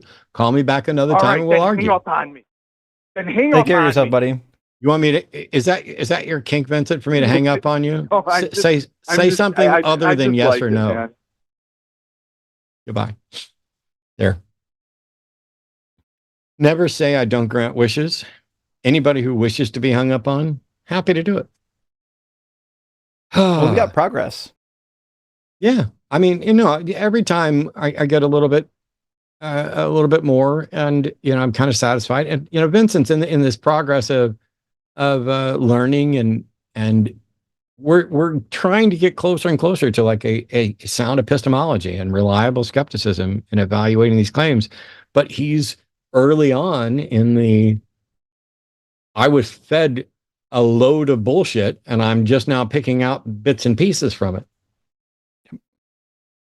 But hey, as a reminder, we're gonna take a bunch more calls, and when the show is winding down, we're done with calls. We'll be reading all your super chats that are $10 or more, and we'll be sitting here reading those off. This is a network. It's not just me. It's not just I have my own channel as well. I'll be doing stuff there, but this network has a lot of content and a lot of live shows, and they're all tied to call-in stuff, and there are going to be more of them. So, for example, tomorrow is the Transatlantic Call-In Show. That airs at 2 p.m. Central, and it is 2 trans folks. In this case, it's going to be Dr. Ben and Riverboat Jack, who are there to take your calls, to explain trans rights, to explain the science and medicine behind some of this stuff, to talk about the laws being passed and the fear-mongering and how this tiny little, maybe 1% of the population has been talked about more than, I don't know, the Epstein files and the people that are in that. Talked about more than, I don't know, the immigration stuff. Definitely more than climate change. Everybody's ignored and forgotten climate change because we don't have the spoons to deal with any of that. If you've been called a transphobe, or if you're proudly transphobic, or if you want to be a better ally, if you want to know stuff, Transatlantic Call-In Show is a show to call. It's airing at 2 p.m. Central. That's tomorrow. Then this weekend on the Sunday show, I will be doing the Sunday show, the early one at 1 p.m. Central with Promise. Yay! couldn't possibly be happier. I missed Promise. I wish Promise was on every show or almost every show all the time, but she's busy. And then the Sunday show after dark is going to be Forrest Valkai and John Gleason. Then on Monday, that's Skeptalk. It's a chance for you to talk to real experts in things, people with degrees in the subjects. And so it might be a little bit about religion. It might be some creationism. It might be some evolution denial. Who knows? But on Monday, it's going to be Aaron Ra and Aaron Adair. So it's the AAA show, AA Aaron and 1A Aaron, starting at 6 p.m. Central. And so that's your chance to call in. They're both knowledgeable. Aaron's knowledgeable about evolution and science, and Aaron seems to be knowledgeable about, I don't know, just about everything. He's a physicist and a Bible scholar to some extent, and it's awesome to get actual experts on. And so if you wanted to have your idea debunked or explain, what we do or don't know about those sorts of things, that's your chance. And Tuesday's show is Chewed Gum. Alyssa Lubin Taylor will be on Tuesday at 6 p.m. Central. That's our regular Tuesday night show for people to call in and talk about purity culture, sex and sexuality, and religion's impact on women's rights and women's issues. Great opportunity, lots of fun, and plenty of questions to be answered. Justin, you ready for more theists? Let's do it. I think we got 2 in queue, right? We do. Here we go. We have Vladimir calling from Russia who disagrees that the Christian God is awful. Pronouns are he, him. Hey, Vladimir, welcome to the show. Hey, guys. Thanks for taking the call. My question is about your claim that God is awful. Before we get into examples, could you define what you mean by awful? Justin, why is the Christian God awful? Well, I think I would say awful when we use like a subjective term, like we as a society agree that awful is like a really bad thing. So if I would say, listen, I think it's just always really bad when somebody is like, I don't know, sexually assaulted, or when a baby's brutally murdered, or when people are punished for crimes they never committed. I think most people would say that's pretty awful. And it just happens to be that the God of the Bible tends to do those things. If you don't believe in the God of the Bible, like we could point towards the nonsense of creation, like the earth randomly killing 100,000 people a year via natural disaster, and many more that are maimed and have, their legs ripped off, and, babies that are harmed, but not actually killed. Maybe, the amount of babies that die just from giving birth. I mean, that's what I would say when I say God is awful. What do you think, Matt? Yeah, I would add in stuff like either directly supporting and endorsing things like slavery, misogyny, inequality between the genders, or not doing anything to correct the potential misinformation in his name, punishing people for the sins of their parents and generations 4 and 10 back, eternal torment for finite crimes, setting up confusing criteria by which one might be saved, or what they're being saved to or from, or what the criteria is, and then spending eternity seemingly hiding from everyone except for people that he cherry picks as potentially his favorite, such that he falls into the same category as the people who amongst believers who have interacted with God as people who claim to have been abducted by aliens. That's not a good being. That is not a being that is doing good. That's not a being that cares about me, or whose judgment I'm slightly concerned about. I don't believe there is a God, and I don't believe that God's ever done anything. But the character of God, as presented in the Bible, is, I would say, pretty vile, both in the extent of its punishment, its confused, simplistic understanding of morality and justice, and what is supposedly expected of all of us, that this God gave me a brain and gave me reliable methods of understanding reality, like science and skepticism and critical thinking. And then for the most important issue, the one that's going to determine potentially my eternal dispensation, that one is immune to skepticism, critical thinking, and science, and that God doesn't provide any sort of evidence or justification. So what I'd say is, I don't think there is a God. if the Bible, which I believe was written entirely by men without any inspiration from a God, accurately describes a God, then the God it describes, I think, is pretty gross. Okay, so what makes something objectively awful rather than something you just personally dislike? Like I didn't Would it hear be it. just are you just appealing to the well-being or harm that it causes, or? It's like you didn't listen to Justin at all. Did anyone say objective? It's like Well, you're I on mean, a script. I'm asking, right? So, like, what makes Are you on- my question is, Are what you on a makes something script, or did you want to objectively dialogue awful? with what we actually Vladimir, said? did either of us claim objectively awful? Well, no, I mean, I think it's implied in the prompt. Right? If we didn't claim something, why are you asking about us about something we didn't claim? I mean, I just figured it was implied. That might be my mistake. Yeah. It is your mistake. Neither of us are making any sort of appeal. So, neither of us are making any sort of appeal to that. Sure, We're telling you that by. I'm sorry, I don't know why you're talking over me. I'm literally answering your question and talking right now. And so here's the thing: as somebody who has advocated for and taught secular moral systems and talked about how you have to have a subjective foundation, but after that you can make non-subjective evaluations. You can consider the consequences of actions with respect to certain goals. When I say that I find God disgusting and awful, it's because, as Justin was pointing out, most of us would look at people who did the things that God did and say that person is disgusting. That person is not honest. That person is not loving, not caring, and is actively causing harm. And I use that as the standard by which I'm judging a God. So if it's ultimately subjective or based on human preferences, in what sense can you say God is awful as a universal claim rather than just I don't like God? I didn't make it. I'm sorry. Vladimir, not only did we not say objective, we didn't say universal. Do you have anything productive to add to this conversation, or do you just have a script, as Justin was asking, where you keep questioning us on shit we never said or implied? Yeah. I love when you speak to me like that, you dirty sailor. Oh, do it again. You love what? Is that like a bad joke? Like what's happening right now? Am I treating your kink? Did you want me to talk down? Oh, you ran away. He might still be. No, he left. No, he's gone. Okay. How wild. How wild. What a weirdo. I'm sorry, Arden. I'm sorry that I couldn't hear what he said at the end. I know we're probably not going to get much of a clip out of that, but there you go.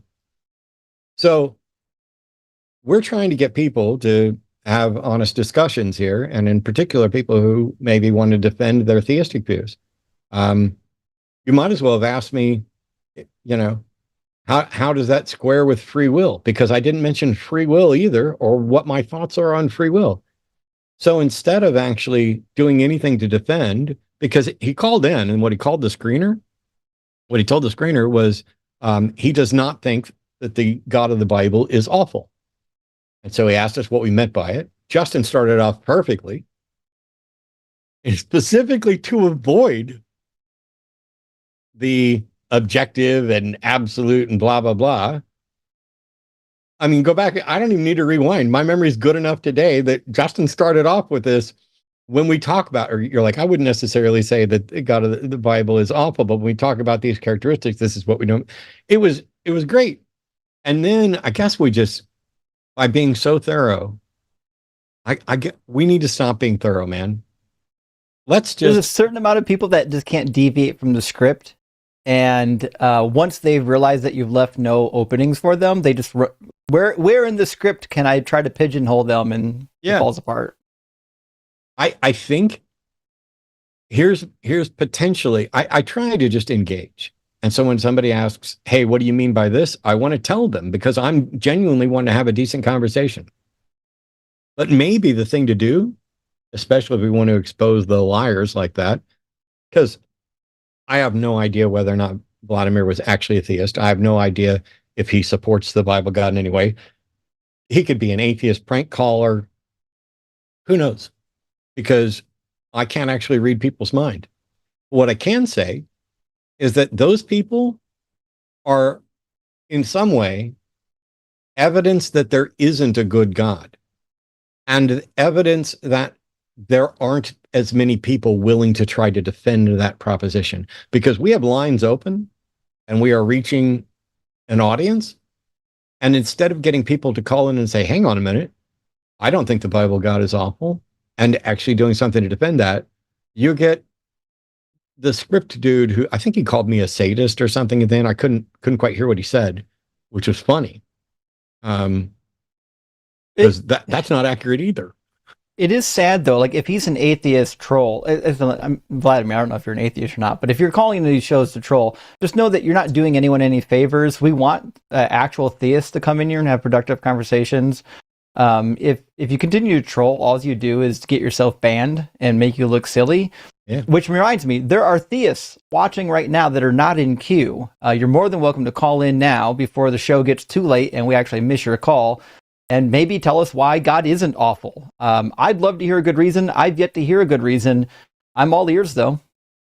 If I remember correctly, that's the guy who had his tongue 10 feet deep down Jay Dyer's hole on Sunday. Remember that guy who called in and was like, you lost to Jay Dyer. I just owned Dillahunty. That was the guy that wanted to, he said he was going to call in to defend why it was wrong for me to object to orthodox epistemology. And when I tried to get him to define it and describe it, he just was like, Jay Dyer owns you, or whatever he said, because the Jay Dyer side, I'm like, Jay Dyer's fanboys are so mad about that debate. They're more mad than Andrew Wilson fans are that I had the integrity to walk out of that instead of sitting there and continuing them. We had another theist, and they were going to say something about, I think, I don't know, but all right, we'll go with the one who's been on hold the longest since we lost the theist, who's also a deist. So Tim's calling from New York. Tim's a deist who says how religious prohibitions on sexuality were beneficial at the time they were written. Hey, Tim, what's going on? Hi, Matt. Going. So, do you think it's an axiom as many true things and as few false things as possible? Is that correct? I'm sorry, your mic or your audio messed up for a second. What was the question again? I asked, do you think it's an axiom that it's good to believe as many true things as possible and as few false things as possible? Well, I've made that statement many times, and I've even had it printed on a T-shirt. I don't know that it's necessarily axiomatic. I think it's a reasonable conclusion that I would prefer to believe as many true things and as few false things as possible. I think there's probably practical exceptions, and like, it might be true that you had a ham sandwich for lunch today. I don't need to know that. But outside of that, for things that actually affect me and would help me make decisions in my life and help me understand reality, yeah, I think it's better to know as many true things and as few false things as possible. Okay. Because I believe that whether it was true or not, and historically, I think it may have been beneficial for people in times when STDs were incurable to believe that they would face God's wrath if they had sex outside of marriage or risky sexual behaviors. Do you have any evidence or data to support the notion that there were risky sexual behaviors that resulted in sexually transmitted diseases at that time? So, do you not think that STDs existed 1,000 years ago, or? Well, I'm sure that some of them did. I'm asking what data you have to show their prevalence and whether or not they were prevalent within, inside and outside of wedlock at the time. And by the way, which wedlock counts? So basically, it seems like you're arguing for monogamy in the absence of treatment for STDs. Yeah, but however, I think that the only way to shock someone enough to get them to do that without having any experience would be to tell them, if you have sex, God is going to come down on you. Yeah, this is the same condescending argument that people have used for all kinds of things. It's the little people who need religion. It's the dumb people who need religion. It's the people who don't know better who need religion. They're not going to do the right thing unless we tell them God's going to punish them. I find it ridiculous and smugly superior. And also, I don't care to what extent that may or may not have been true. I don't think it justifies lying. And since you don't have data to support this, you're just operating off your suspicion, which is uninformed and speculative. So why should we care? Well, so you don't think it's a logical conclusion that if people are having sex outside of marriage, there's going to be more STD transmission? I think this is a red herring. The Bible doesn't tell you not to have sex prior to marriage. It tells you not to have adultery. It also allows you to divorce your wives and pass them down in harems. So, for example, Saul's harem was passed down to King David, which was clarified in 2 Samuel 12, verse 8. Yeah, it's not one man, one woman, biblically. It's a man, his wives, his concubines.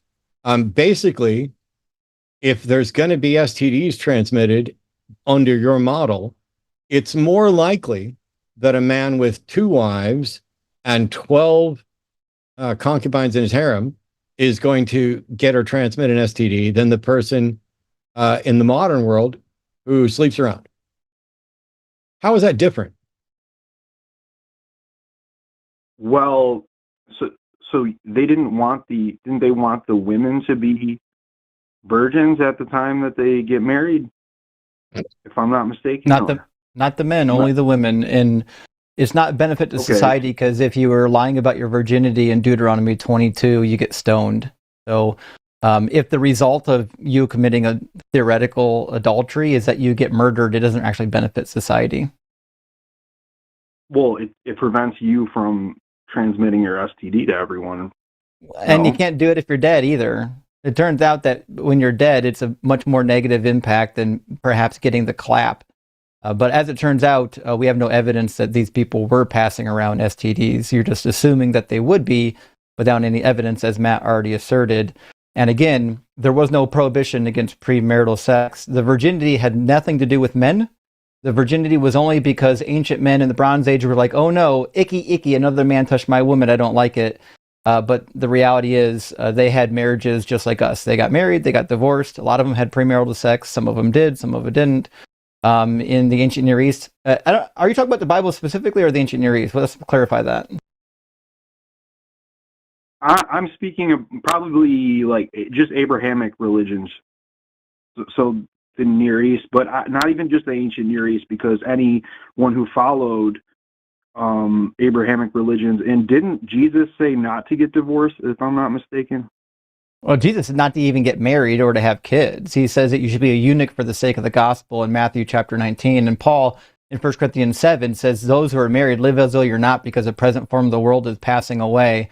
There was a doomsday cult. It's a failed apocalyptic doomsday cult.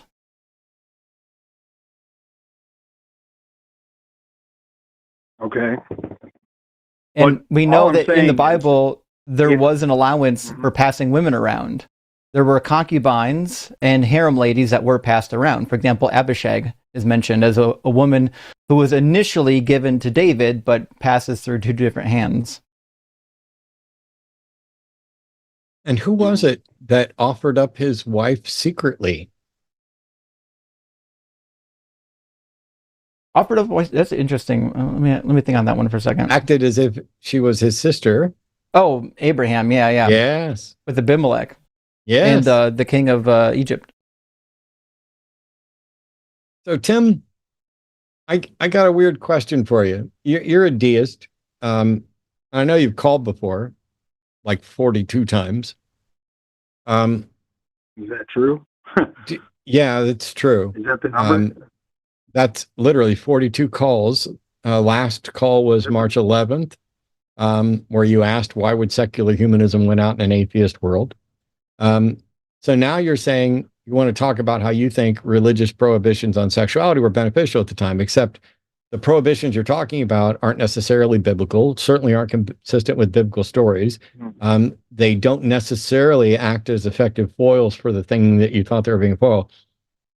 As a deist, why on earth would you be sitting around speculating about why the Bible prohibits something and trying to find a good reason for it? Are you not a deist now? Are you like an advocate of some sort of Abrahamic faith? I'm a deist, but I'm curious sometimes if losing religion because of some of the things that it compels people to do can actually be a bad thing. Like what? And don't, for example, the Abrahamic religions compel people to be sexist, misogynistic slavers? Well, I didn't say everything that. Okay. Doesn't it also encourage them to be? Doesn't it also encourage them to be slaves to a god and an idea that isn't demonstrated? What good thing is in the Abrahamic religions that if you lose the religion you cannot have? What good thing is in there? Well, I think for the individual person, like especially if you're talking in terms of religion, I think it's good for people to reproduce, and it tells them to reproduce. I'm sorry, are people who aren't a part of Abrahamic religions incapable of reproducing? No, but maybe there's some people that don't. So maybe I didn't ask the question correctly. What do you lose when you give up that religion? What do you lose when you give up that religion? Yeah. What good thing do you lose? The doctrine compelling you to reproduce. Why is a doctrine compelling you to reproduce a good thing? Maybe are there some people who perhaps should not reproduce because they are not equipped to deal with children?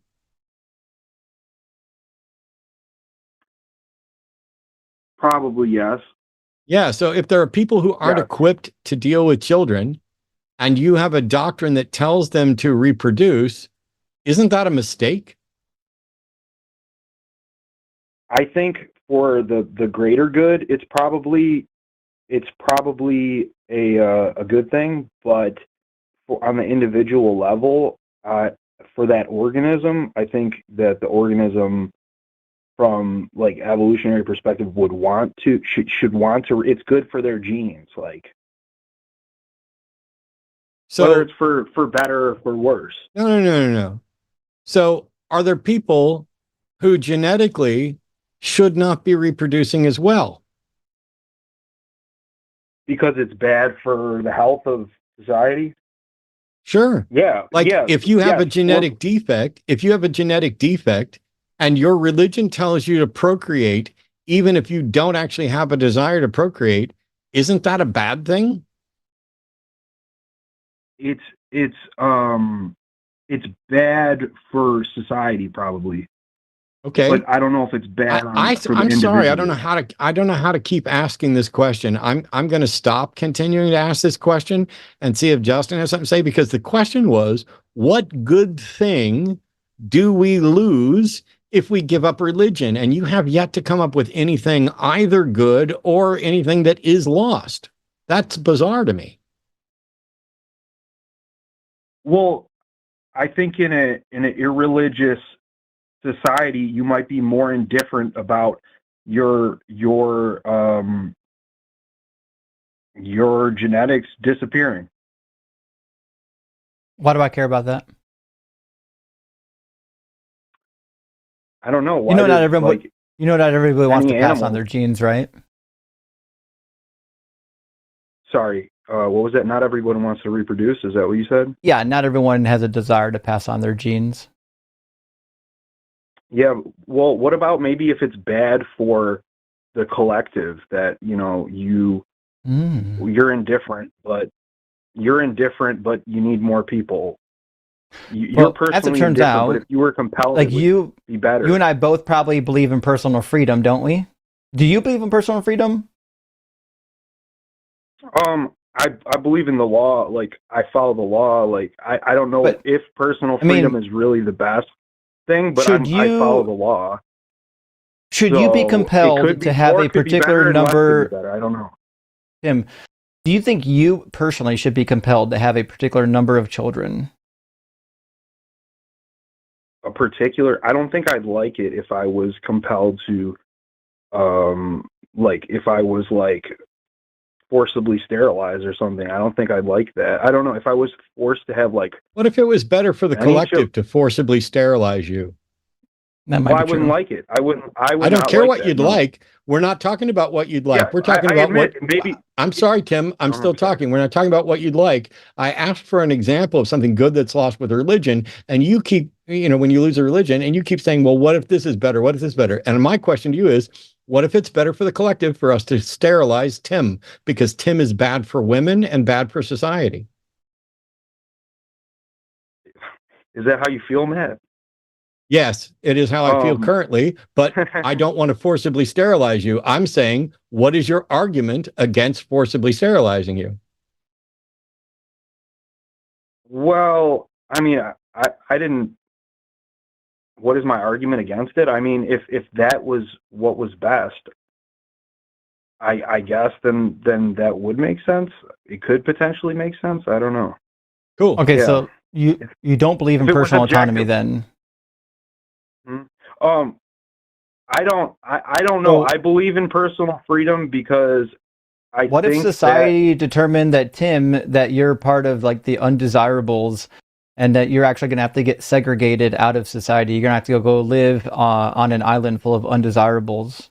You'd like that? What if we decide that what if we decide that your pointless speculations about what might be, and you're pulling bullshit out of your ass with regard to what we might lose from religion, is actually a mental contagion for society, and it's in the best interest of all of us if we lock you away, sterilize you, put you on an island where you can't communicate these terrible ideas to anybody else? What if that was decided? Hold on. If something that hurts me happened, I wouldn't like it. Like, is that your point? I don't care if you'd like it. You don't seem to care what other people would like. You don't seem to care what other people like. You're trying to argue that we lose something with religion, and I'm asking you what, and every time you fail, you make a case for sterilizing and excluding you from society.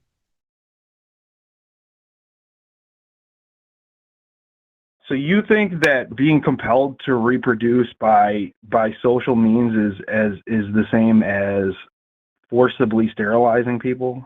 That's on the same level to you? No, I didn't say those were the same at all. Is English your primary language, Tim? What do you think, Matt? I don't know. Well, you're equating them, obviously, because you're saying, no, I'm not equating them. I'm asking you examples. So here's the thing, Tim. I don't know if this is, well, it's clearly not the first conversation you've had since you called 42 fucking times. But what you often do in these hypotheticals, when one person keeps pulling stuff out of their ass and not defending it, is you go to an extreme in order to make the point clear. That's common. It is not an actual question. I'm not actually interested, nor am I willing to support a society that would forcibly sterilize you. It's an extreme in order to make you think, but you don't seem to be able to think. I think that freedom is important, but I don't know. So I'm just curious. I'm analyzing whether, was there something to people being religious in the past that is lost now? How would you go, Tim? That's a great question. Was there something valuable to religion that we've lost? How would you go about finding the answer? Because it seems your current method of finding the answer is to sit on your own and think about it, which you are not equipped to do. Well, Western society has declined in influence. Has it? And in birth rates as it's become non-religious. Well, no. So when you say this Western society has declined, maybe a decrease in birth rate, which by the way, the birth rate fluctuates. Maybe that's not an example of decline. Maybe it's actually a good thing. So for example, in biblical times, how long did people live pretty much on average? Well, a lot of people died in childbirth, but that's not what I asked you. Tim, why is it I can sit here and ask you a question and you never give the actual answer? Well, because that answer doesn't really give a clear picture. People died in infancy, so the average it would corner was me. 30. That's the answer to your question. Is it would corner you? Just I answer love the question. I love how instead of answering the question, you answer something else. And when I ask you why you won't, you presume to know what the answer would or wouldn't say. And that's a demonstration that you are not someone who is open to thinking and not someone who is open to evaluating evidence to consider when they're wrong. You're someone who's reached a conclusion. And when I ask you the questions that would expose the problems with your conclusion, you go into defensive mode and say, well, that question wouldn't have got us any information. The reality is that up until science and medicine made significant progress, lifespans were in the 30 to 40 to 50 range, whereas now they are in the 70 to 80 to 90 range. So it's not the case that things were better then. As I think it was Neil deGrasse Tyson, who Arden was telling me a video about just the other day, it's all these people being like, oh, you need to eat organic, locally sourced foods. That's what people were doing in biblical times and dying at 35. It's science that allows you to live longer.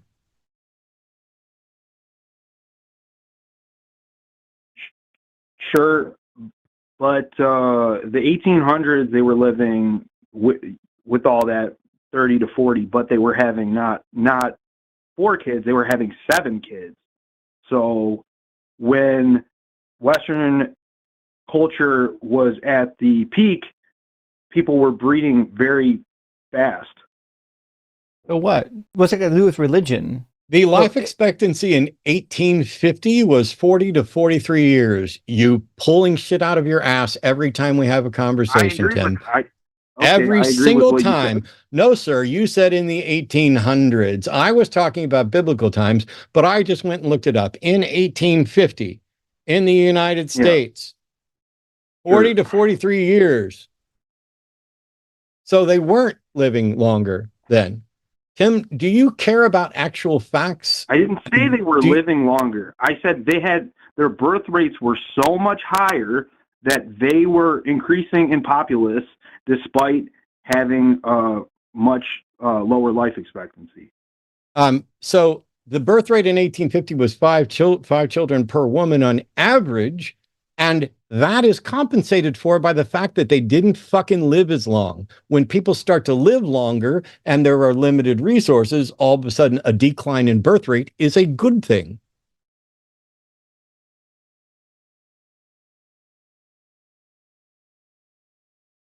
Man, I think we might want to consider that we've been cooked, that we did lose something important from Christianity, and that is Christianity, as we've covered, teaches you to not get married and have children, according to Jesus and Paul. That would have prevented this call from Tim. Yeah. Sure. But pragmatically, they didn't see it that way. So the way that they actually followed Christianity, not the hypothetical version of how they should have followed it, the way that they did follow it. By ignoring the book. Yeah.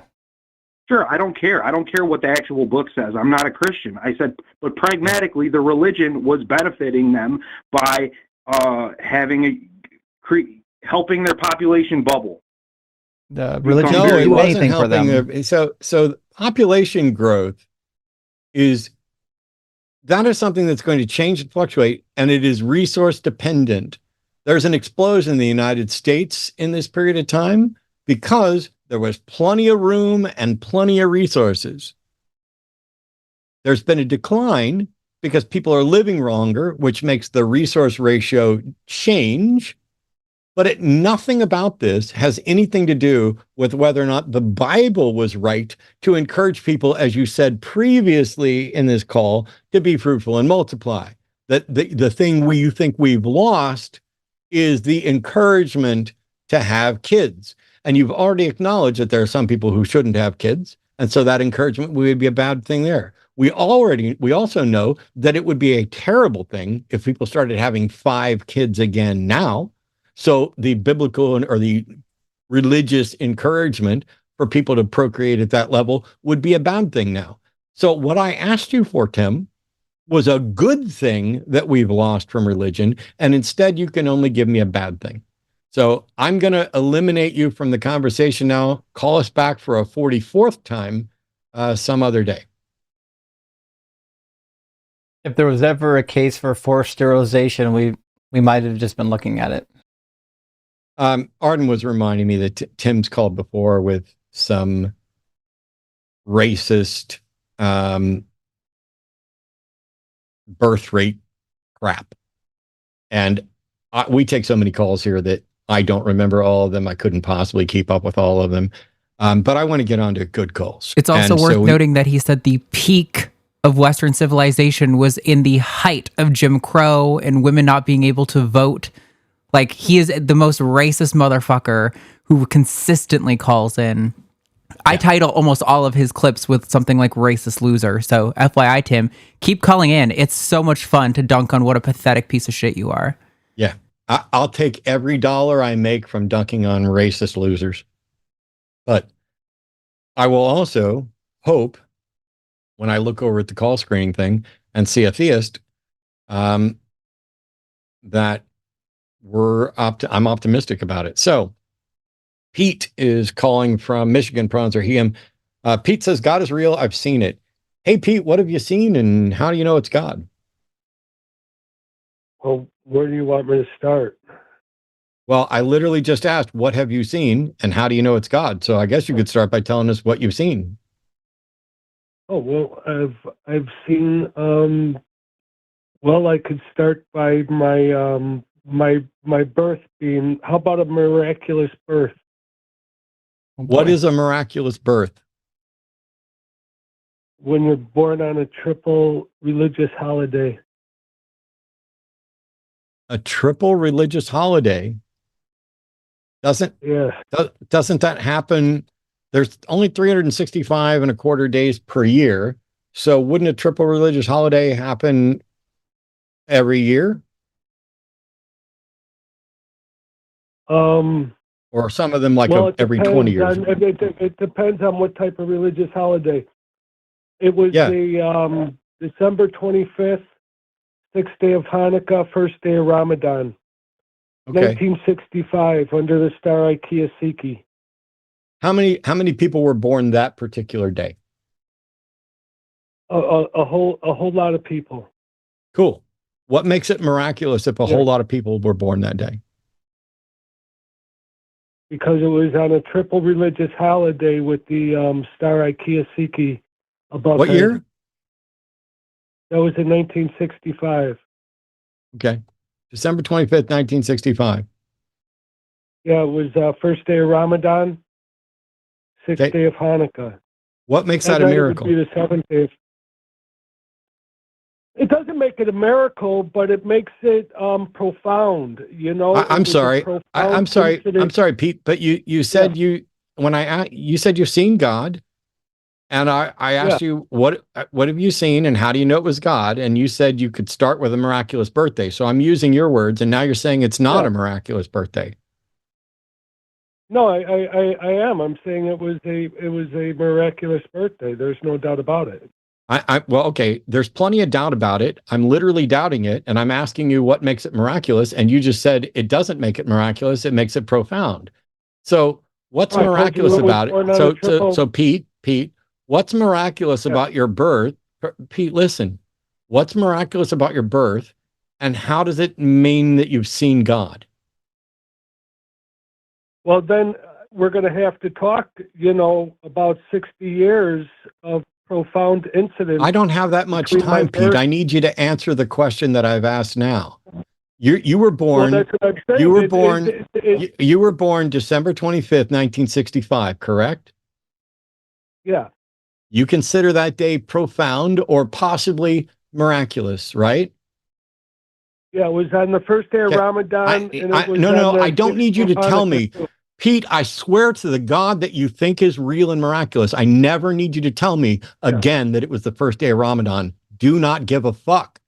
I'm asking you how this demonstrates.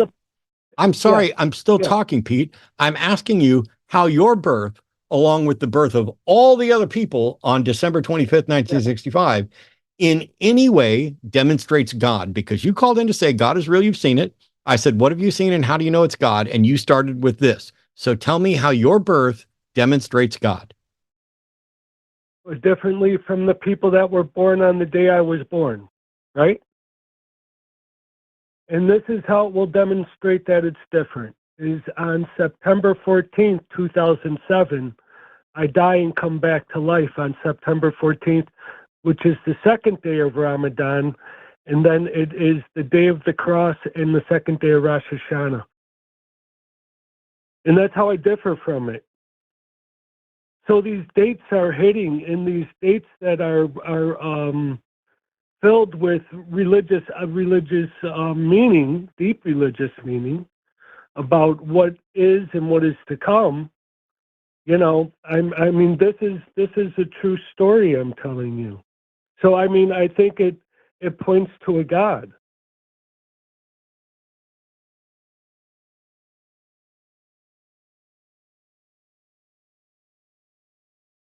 Pete, do you know much about Islam?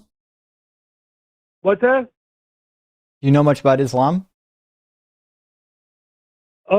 Very little. Do you know much about Judaism? Mosque. I've been to a mosque probably 2 or 3 times. Sure. Do you know much about Judaism? I know more because it's an easier text to study. You got it. Okay. So are you aware that Judaism, Christianity, and Islam are basically incompatible, right? So, for example, if Islam is true, then Christianity is not true. You understand that, right? No, I don't think so. I think that they're all very compatible, but they're between the 3 major Abrahamic faiths right now. Follow me here. Okay. If the Bible is true, that means Jesus was crucified and died for your sins and rose on the 3rd day. If the Quran is true and Muhammad is a real prophet, that means Jesus wasn't crucified, he wasn't the Son of God, he wasn't part of a Trinity, and didn't rise on the 3rd day.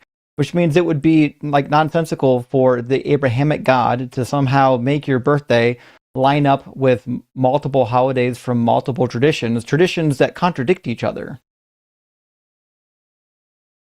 Yeah, absolutely they do. And the thing is though, I mean, what you have to then do is you have to take a step back and say, okay, what sect is bringing in the idol worship? So if you see the idol worship, then you could take a step back and say, okay, hold on. Where did idol worship come from? We were talking about how it's nonsensical that a God would give you specifically a birthday that coincides with different religious holidays that contradict each other. I have no idea where this new talking point came from. Well, we were talking about the birthday that I do have, and then I started telling you about the day that I die and come back to life, which is on the second day of Ramadan, which was on the second day of Rosh Hashanah, which was on the day of the cross in 2007, on September 14th.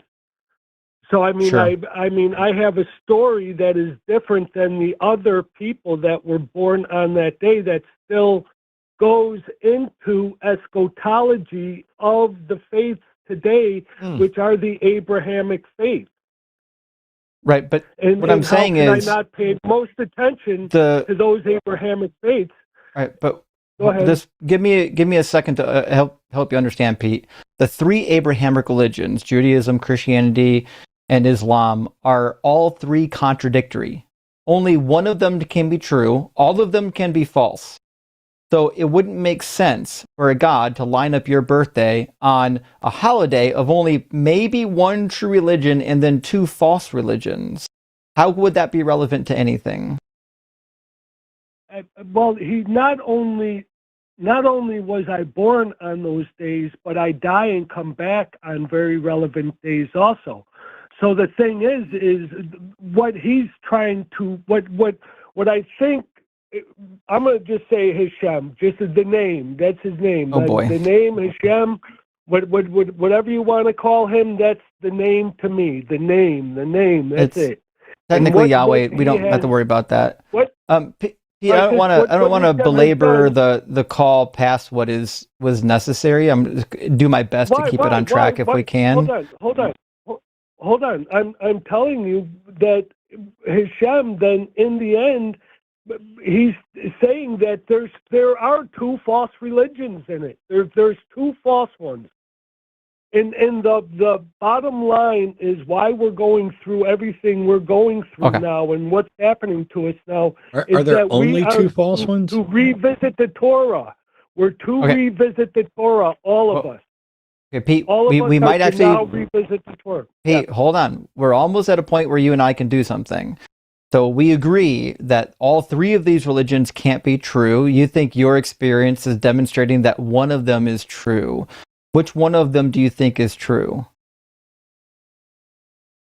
I would have to say to at least get to the most truthful portion of who we come from, we would have to make it back to the Torah. We would have to all go through the lens of where we're at, through the lens of the Quran, through the lens of the Gospels, through the lens of the Kabbalah, through the lens of the whatever, and we all have to focus back on the Torah. We all have to go back to the Torah, which is our foundation. Just to clarify, do you mean the Hebrew Bible when you say Torah? Because typically the Torah is only the first 5 books. No, I just mean the first 5 books. And then anything that we play with after that, you know, I mean, you're going to be working out from there, you know. Do you believe that the Torah is true? Because if you believe that the Torah is true, I've got some concerns. I believe that this is the time of in the life of mankind itself, to where we are walking still with Hashem, and we are looking back at some of the stories of the Torah and saying, okay, like Noah's Ark. I mean, hey, who Pete, knows? Maybe hang on just one second. Pete. Yeah. I genuinely just want to get some good information out of this call.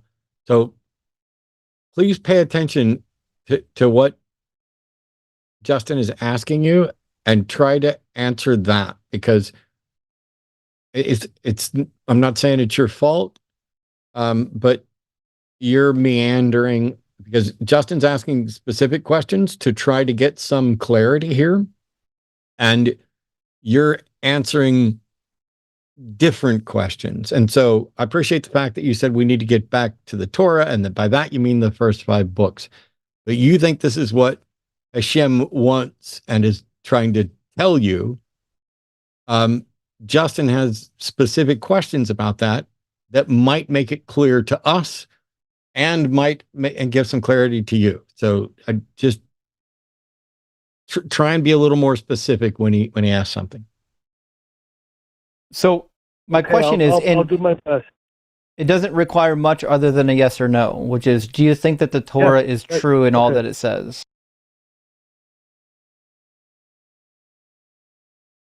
No. Okay. So if the Torah is not true in all that it says, what method can we utilize to determine which parts are true? And why should we trust it if we know it says things that are untrue? Because that would have been the walk of the journey that we were in at the time with Hashem. So the walk in the journey to where we had to deal with the shaitan or the lies. Oh no. We had to deal with the shaitan or the lies. So they are going to be there. Okay. They're going to be there. We're not worried about Satan. Pete, you were asked what method we could use to tell which parts are true and which parts aren't. and why we should trust it if we know that there are parts that aren't true. And your answer was, because that's the walk of the journey we were in with Hashem, which is not remotely a sensible answer to Justin's question. It is definitely not a methodology. As a matter of fact, it feels like an attempted excuse for not being able to present a methodology. So once again, what method can we use to tell which parts of the Torah are true? And if there are parts that are not true, why should we trust it? Well, we have to look through the lens of where we're at today as we look into the Torah of yesterday. So the thing is where we are at today, where we are at in our walk, say with slavery. Okay, we'll take slavery as being. I know you guys are big on the slavery thing. Maybe we did too much at once. Pete, I'll take the blame on this. I asked you 2 questions. I should have asked you 1 question. Yeah. That's on me. Okay. I'll take the blame for that. So I'll give you just 1 question to focus on. And the question is there a method that you can employ to determine which parts of the Torah are true? So if I said, hey, here's a verse in Leviticus, it says a thing. How can I know if it's true?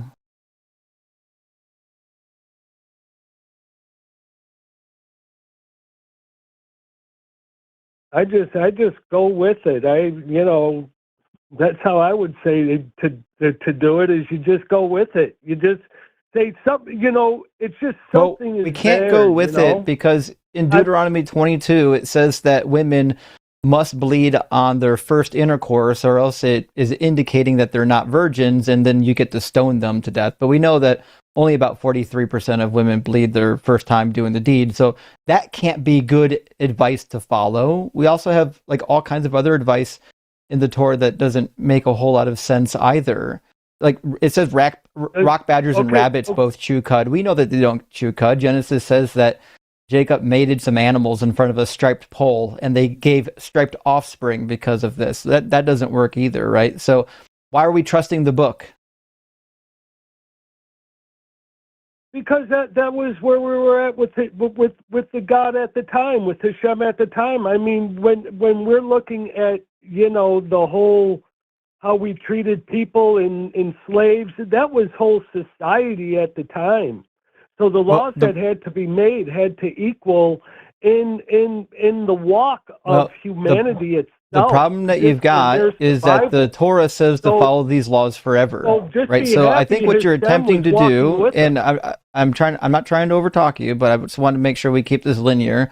What you're attempting to suggest is that like this is how God chose to deal with them back then, but it's not how he's dealing with people in later times. But if you read the Torah, that's not true. In the Torah, this law is instituted forever. Deuteronomy 29:29 says the secret things belong to the Lord, but the revealed things belong to us and our children forever to observe all the words of this law.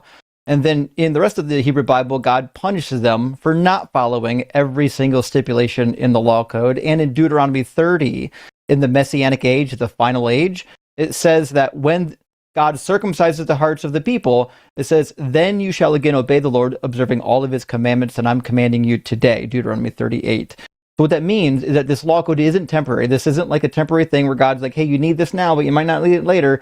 God said to follow this thing forever, which means this is basically a useless law code. I would say you hit it on the head. No. Well, then we end with a point of violent agreement, and I don't see a need to carry this on any further. Does it really matter that it's still on the books? Does it really matter? Yeah, because people believe it. When you call it could still be on the books, but you could say no, we don't do that anymore. And that's what it's all. Okay. That's what it's all about right now. It's about we need to turn back into the Torah. We need to look into this. All the religions of Abraham. And what?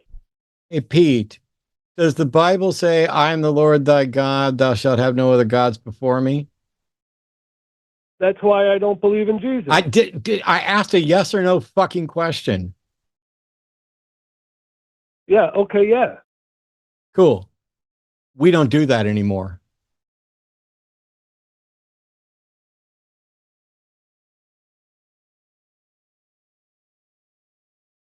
Do you see the point, Pete? If you just say, oh, we can just say we don't do that anymore, I can do that for all of it. You called in to say God is real. You've seen it. What have you provided that in any way demonstrates that there is a real God that we should believe in? Because I don't do that anymore. Because he still walks with me. How do I know that? You want to sit down? I'll tell you a few more stories. There is not a single story you can provide me that will be in any way a demonstration that God is real. See, that's what I'm saying. You don't take personal experience into account. No, that's not true. I'm saying I do consider personal. Okay, you're a fucking liar.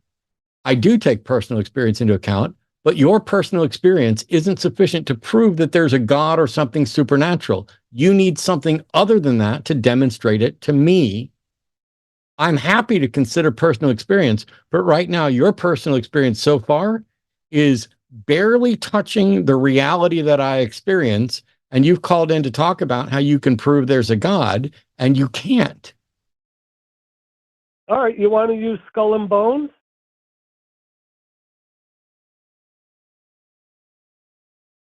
What are you talking about? Well, that's what you were talking about earlier. I could use skull and bones to tell you how I know there's a God.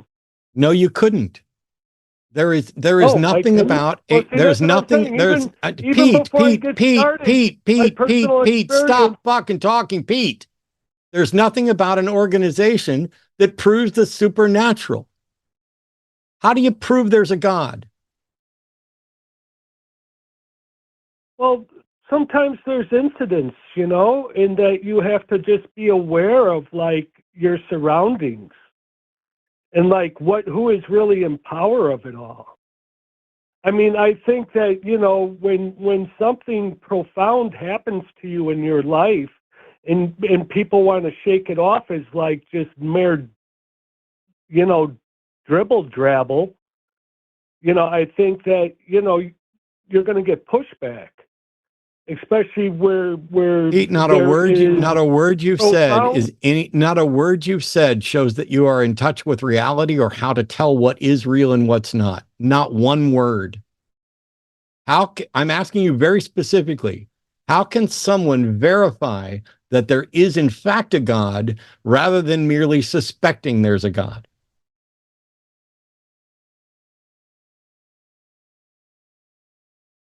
All right, here's the story. You want me to tell you the story?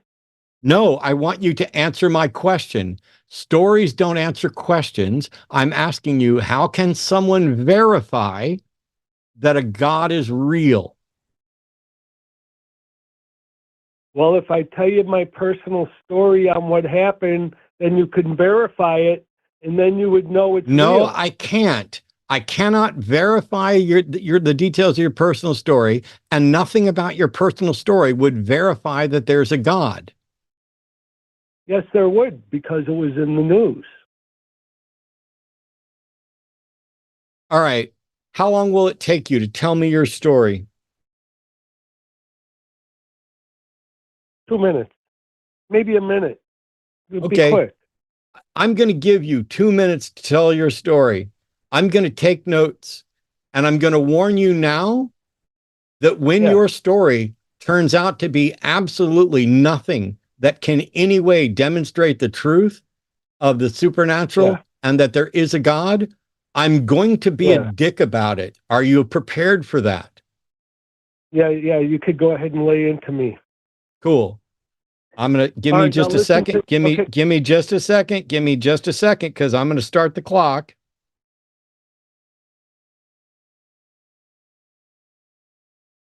For some reason, my phone didn't unlock.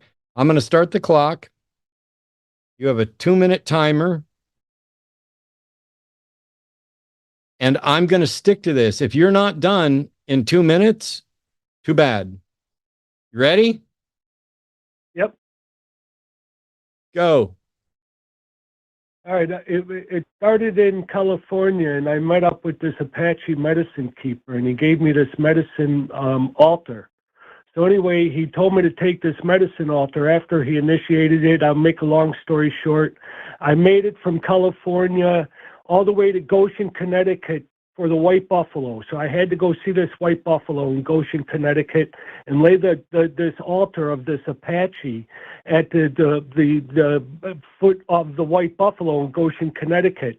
And then I have to go down to Skull and Bones, knock on the door, and ask for the skull of Geronimo back.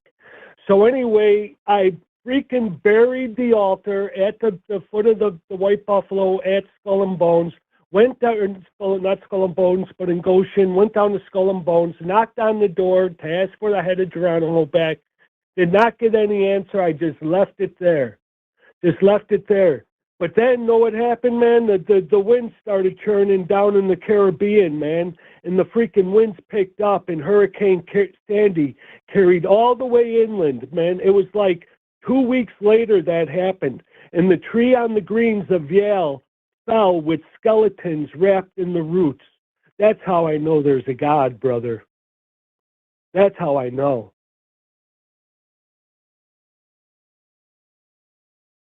Okay. So that's the end.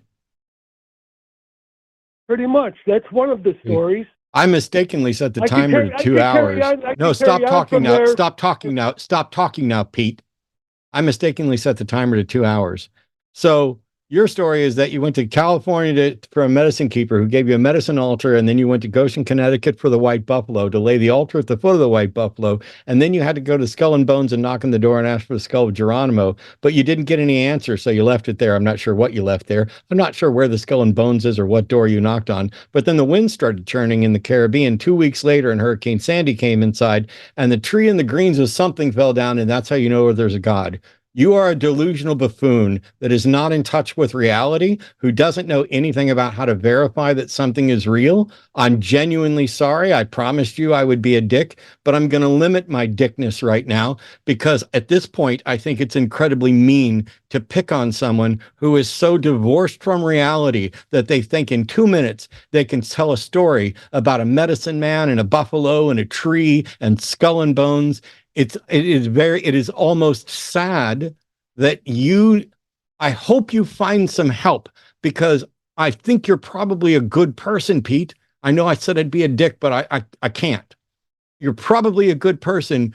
I don't know if you need medication. I don't know if you need some instruction on how to better be a better skeptic, evaluate. I don't know what the deal is, but nothing you said came close to a methodology or a confirmation of a God. It was a disconnected, deranged stream of consciousness that I would expect from someone who was close to being institutionalized. And I would like for you to see about getting some help, because you genuinely scare me. And on that note, I will move on. Thank you for the call, Pete. Oh no, Matt, he almost had me at Buffalo. I'm going to have to put a call on and let you take it. I genuinely feel like I need to cry. I get it. No, I'm not sure you do. Like, I need a minute. Fair enough, go. Take whichever one you want. Here, Donovan's been on hold the longest. So Donovan from Canada, it's good with any and all pronouns, about Marcion's Sunape, or is it sign up?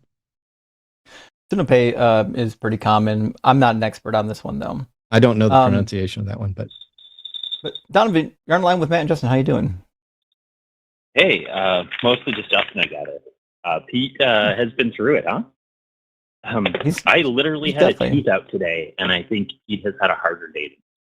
So, yeah. So I wanted to talk about how Christianity, we often talk about, especially Matt, who's not here now, we talk about how, biblical literalists have more of a leg to stand on in some regard, at least, to what they believe. But what we started with 40-odd Gospels that were recognized at one point by the second century. Well, the Marcion of Sinop. Yeah, go ahead. Was like one of the biggest. One of the biggest or fastest growing preachers after having been like a wealthy merchant in what's modern day Turkey, right?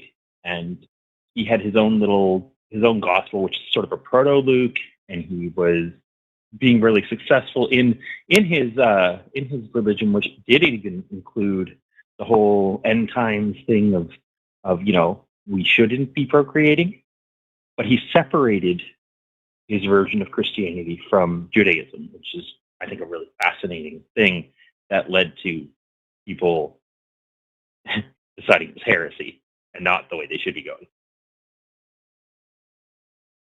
Yeah, so I don't know how much you know about. Yeah. Yeah, I know a little bit about Gnosticism and the early formation of the canon. Was there a question? Mm-hmm. Well, just more on the when we know this is historically accurate, that these sorts of things happened in the first couple of centuries CE. How does any form of Christianity have any more of a leg to stand on than any other one when we know the canonization happened? Like Occam's razor would say that we not only have one claim of Jesus was real and the Son of God, which is a separate claim, but now we have the claim of, and the people who canonized it were divinely guided. Mm-hmm. Like the Bible. Okay.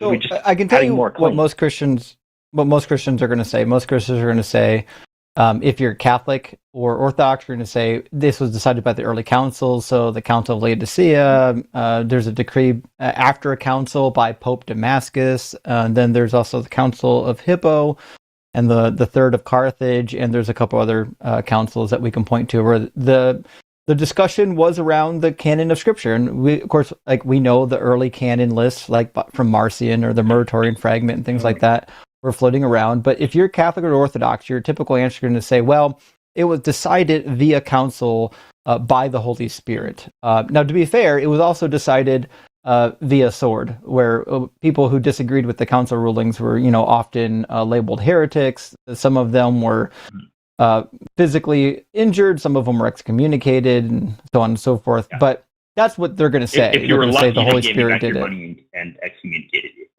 Yeah. And I would say the Catholics, by and large, have done a pretty good job of early on showing that they also believe in the Apocrypha. They went really early to close up their canon. So as soon as Constantine takes charge, there's an immediate movement to close the canon and get an official list so that they can unite the kingdom. And so that's why the Catholic has been pretty consistent. But the Protestants had a whole different track. Traditionally, they wanted to reject the Apocrypha. Luther had some very strong feelings about it, and so did others. And so they basically gave up all that history. But the reality is, like you said, in the early church, there were a lot of different canons or a lot of different books that were canonical. Even Jude chapter 1, verse 14 quotes from First Enoch. It's a direct quotation for First Enoch, and he even calls Enoch a prophecy. So we know for sure that the early Christian church had a different canon than what our traditional Jewish canon was today. The Jewish canon didn't really get really settled until after the school of Jamnia kind of decided what it was going to be, even though there were some unofficial lists prior to that people were talking about. So, I mean, the reality is no Christian really can do anything to say my canon is the official canon. All you can really do is appeal to history and church authority and say, well, because my church has the authority and my church decided that this was going to be the canon, the Holy Spirit then decided that this was going to be the canon. But, I mean, they fought it out for a while, a couple hundred years. And like you say, though, there's a lot of, trial by sword. A lot of decisions were made by who had the power, who had favor with who, which kings liked which version of the story. Mm-hmm. So, that's my main point is, Marcion had this version that was really popular in spite of being labeled heresy in the 2nd century, and had hundreds of followers even after his death who were following his version. And all these other versions of Christianity, all these schisms and fragmentations and tens of thousands of denominations exist now, and no one of them has any, like you say, any real evidence, any claim to being more rational or reasonable than any other. So I struggle a bit when we're like, oh, the progressive Christians, I like them more, but I don't think there needs to be a but. Yeah, I mean, I get it. And I've done the same thing as you. I've battled, even when I was a Christian, I battled with Christians about the canon of Scripture. And one of the famous questions that you'll get asked in like Bible college or seminary is say, we know for a fact that there were additional letters sent to the Corinthian church based on the reading of the other two letters. So if we find another letter from Paul to the Corinthians, do we include it in our canon? And kind of invariably, people are going to say, well, yeah, we should, because Paul wrote it, and Paul was writing under the inspiration of the Holy Spirit, according to 2 Peter chapter 3. So, if that's your answer, yeah, we should include it. That means you're a big tent person. You believe in an open canon. But if you're the type of person that answers no, we wouldn't include it. That means you're a Holy Spirit closed canon type of person. And so this question is kind of like akin to the trolley problem for Bible students. You'll find Bible students of all stripes that are open versus closed canon, and none of them are actually truly correct unless you appeal to church authority. But if you don't appeal to church authority, it's basically an unanswerable question. You have nothing you can use to beat another Christian over the head with to say, well, you must accept this canon, because there isn't anything. One of the reasons I specifically wanted to bring up Marcion, though, is that it would seem, based on the fact that we have to rebuild his work because it was destroyed, right? It's a heresy.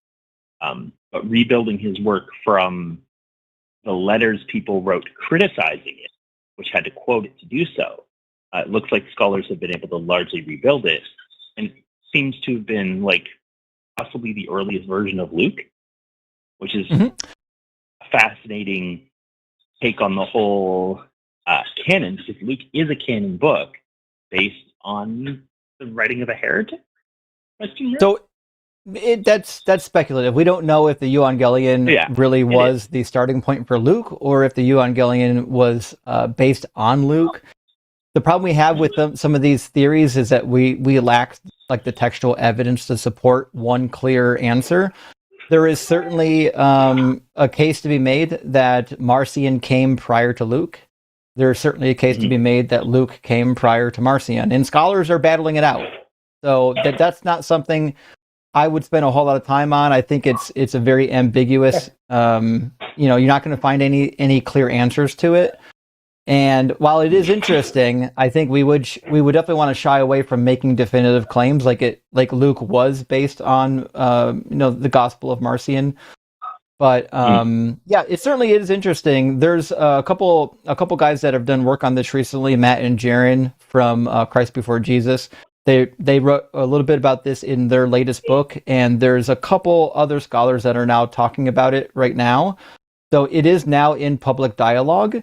But I don't know if there's a good, if we have a whole lot of scholars in dialogue about it, but maybe in another 10 years, we'll have a scholarly consensus on this particular matter, or hell, maybe we'll discover new evidence that could point one way or another. But I agree, it's interesting. Yeah, and it leads to questions, right? It leads to, you mentioned big tent, small tent. Does it not cast, if hypothetically, we proved that Marcion did come first, and Luke was based on that, but it's in the canon, doesn't that cast some doubt on the small tent types? I don't know. I mean, to be fair, if you can demonstrate that Marcion influenced writing of Luke, it might convert some people from small tent to big tent, but I think the deciding factor on your small tent is based on the Holy Spirit, not based on history. So I don't think it would matter that much, because the people who believe that the Holy Spirit has closed the canon wouldn't include any additional writings. You could find writing from Jesus tomorrow and they wouldn't want to include it because the Holy Spirit has already decided what was Scripture. So I think that's kind of the difficulty there. Joe Smith from America. Yeah. Fair enough. It's all, and I know that everybody sort of has their own biases with this, and I'm as a person who's been a lifelong atheist, I am just a hobbyist who finds this stuff interesting to read about, and I find that it maybe helps when it comes to trying to discuss with Christians why their beliefs aren't necessarily founded, because most of them don't even know the Bible, let alone the history of the Bible. Yeah. You and Matt, having been Christians, would have been on the short list of very well-educated. Well, I'm not. I am self-educated and just to the point. So I'm actually doing it. There's a video that'll be coming out before long talking about how much of the Bible do you really need to know? Because, so for example, I've got a number of great co-hosts in addition to Justin, who've been on, who know way more about all this stuff than I do. So when it comes to someone like Marcion or whatever, I tend to think of it in terms of my Southern Baptist upbringing, which is Marcion isn't relevant. I don't care about that. I have the inner witness of the Holy Spirit. I have a connection with Jesus, and I have God's promise that he will preserve his word and it won't come back void. And that means that no matter what may have influenced Luke, whether it was Marcion or not, that's right. And what I have is right. And even though now I know, much more about the history of this and I don't have that same default assumption that, whatever version of the Bible I got is right. I don't get to make that assumption anymore. My mom and dad still do. The people I knew still do. The Christians who don't care about the intellectual history and what they're finding, they still have that. And moreover, I also believed that there was an enemy, and that enemy was actively trying to deceive us. And that meant that these good, fine biblical scholars, including ones who were Christian, who go out and research the history and they come up and they give this information, that if they are saying anything at all that contradicts the gospel that I was taught, it's Satan trying to deceive me. And I don't know how, I don't think there's any sort of intellectual exercise. Like, and don't get me wrong, I love the stuff you guys are talking about. I've spent time on this too. Don't know it nearly well enough because I kind of got to the point where I said, I don't need to know it any better because it's not helping me. It's not going to help me reach the people in my church. It's not going to help me reach the people, the average person in the pew that doesn't know anything about the history of the church and just knows, I believe Jesus. It's not going to help me reach the queer-friendly church that is providing cover for the queer-hating church. It's a great intellectual exercise that hopefully will move the philosophy of religion forward so that maybe in 100, 200, 500 years, we can look back on the Baptist that I used to be and the Christianity that was and is and say, wow, look at the stories and the lies and the self-deception that all of humanity was engaged in, and not just on Christianity, but on Islam. And to get back to what I said at the beginning, on aligning even smart people who are good at numeracy, aligning more with the tribe they've chosen than the actual facts. So to me, the facts are what should change people's minds. And so I love the fact that we're talking about it. But I got bad news for everybody. They don't change minds as often as they should.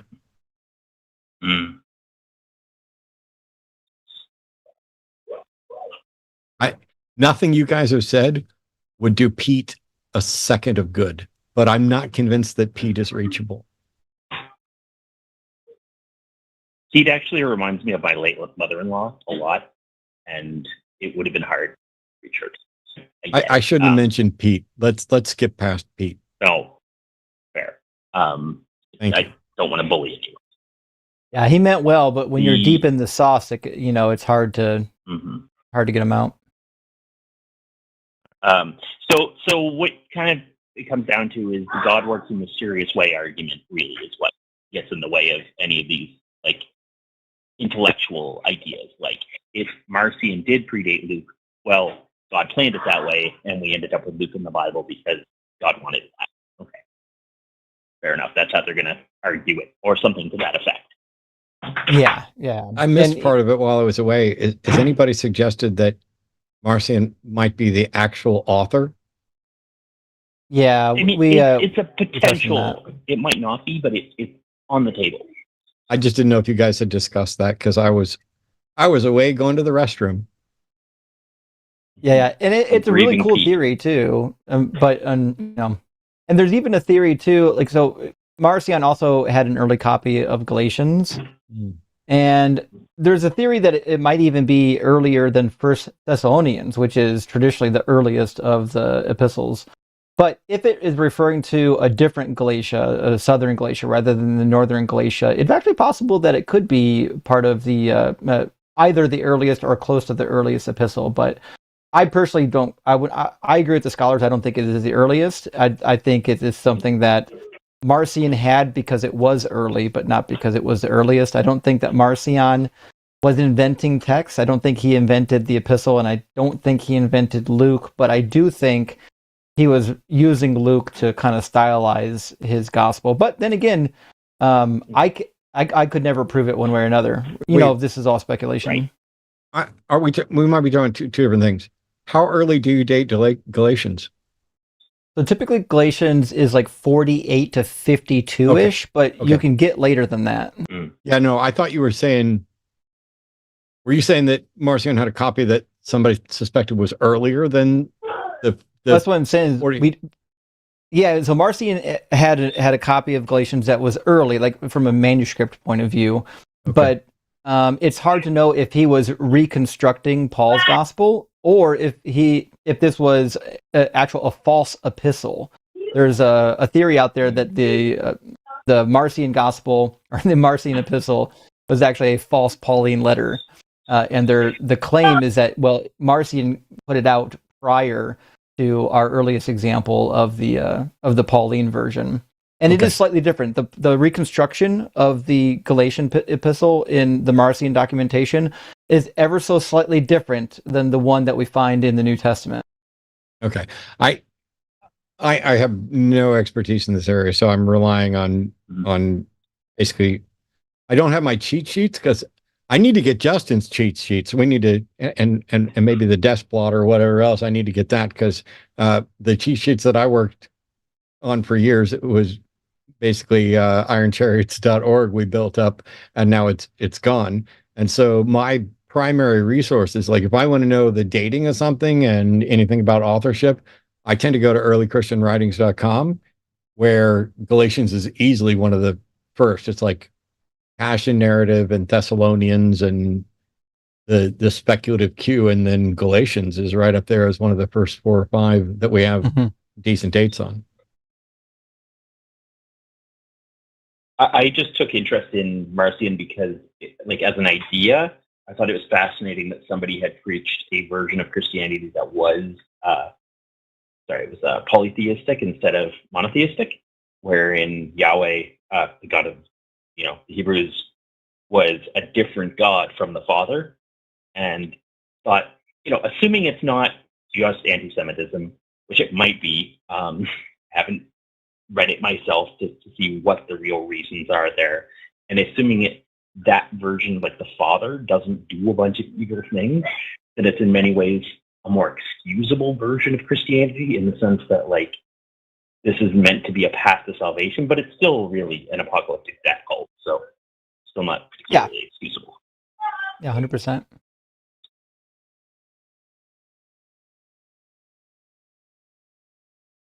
Anyway, that's really all I had on this. I just thought it was interesting stuff, and would love to pick both your brains on it, and I'm glad I got a chance to, so thank you. Well, you picked the right brain. It was a good time for me to walk away. Thanks, Donovan. I appreciate the call. Yeah, thanks for coming in. All right. We have one more call and then super chats. Just as a reminder, if you're not up to date on the Line and the Line schedule, there's a whole bunch of call-in shows happening all the time. And in addition to the regularly scheduled episodes, I did a special HOSTility last Friday with Chris Johnson, the documentary filmmaker and friend of mine, who not only produced the Atheist book and the documentary about atheists answering the question about meaning and purpose in a world without a God, but has just produced a multi-part docuseries on the frugal gourmet and the scandals surrounding that. We talked a lot about kind of the closeted aspect of homosexuality and sexuality being kind of abused and forced to be hidden because he was a minister in addition to his position as the frugal gourmet, and abused boys. And so this documentary covers that, covers a lot about his character, and has gotten some really interesting responses from people, including people who were involved and victims. So I was really encouraged to have my friend on to talk about it, because he's done so much good work. But this is, while it's not just in the realm of atheism, it does get to the issue of the ministry and sexuality and hiding things, and the kind of cult-like or cult of personality responses from the people who find themselves a guru, whether it be a chef or a minister or a medicine man that sends you out after a white buffalo. But then there's the regular weekly shows. This week, tomorrow on the Transatlantic Collins show, starting at 2 p.m. Central, it's Dr. Ben and Riverboat Jack. On Sunday show, it's myself and Promise at 1 p.m. Central, and then Forrest and John at 7 p.m. And then next week, Skeptalk, it's AAA, because it's double A Aaron and single A Aaron, talking about physics and science, and you can get your calls in on all of that. And then next week's Chewed Gum Tuesday is going to be Alyssa and Taylor. That is your chance to call in and talk about purity culture and the poison that it is. And similar ideas are on women's rights and women's issues, when religions come in conflict with justice, I guess. Justin, before we take this last call, do you have any special announcements or things going on that you want to announce? Because I don't want to skip past that. I can't say I've got anything unique happening just now other than my usual streams, but I would say that we're gearing up on Sundays to get Dr. Blitz back on Unapologetic. Nice. So make sure you're staying tuned Sunday mornings for Unapologetic, and you're showing Dr. Blitz lots of love. Yep. I saw his I Lived Bitches post, and I showed it to Arden immediately. We were sitting on the couch, and I haven't known Blitz for that long and don't know him that well, but I love the show we did, and I end up watching him with more regularity than I would like to admit to. And man, some of the calls that he gets, like, I would absolutely lose my shit, but it's amazing. And so he's going through a rough time. Let's show him some love and appreciation, and definitely pay attention to that. We're very happy for positive news coming from Blitz. And let's take our final call for today. Mario, who was on hold for quite a while and then dropped and came back, is an atheist from Hawaii. Pronouns are he, him. How to handle talking to a theist or coming out as atheist. Hey, Mario, how can Justin and I help? Yeah, so I just I wanted to know, like, how do you all handle talking? I mean, y'all talk to theists literally all the time.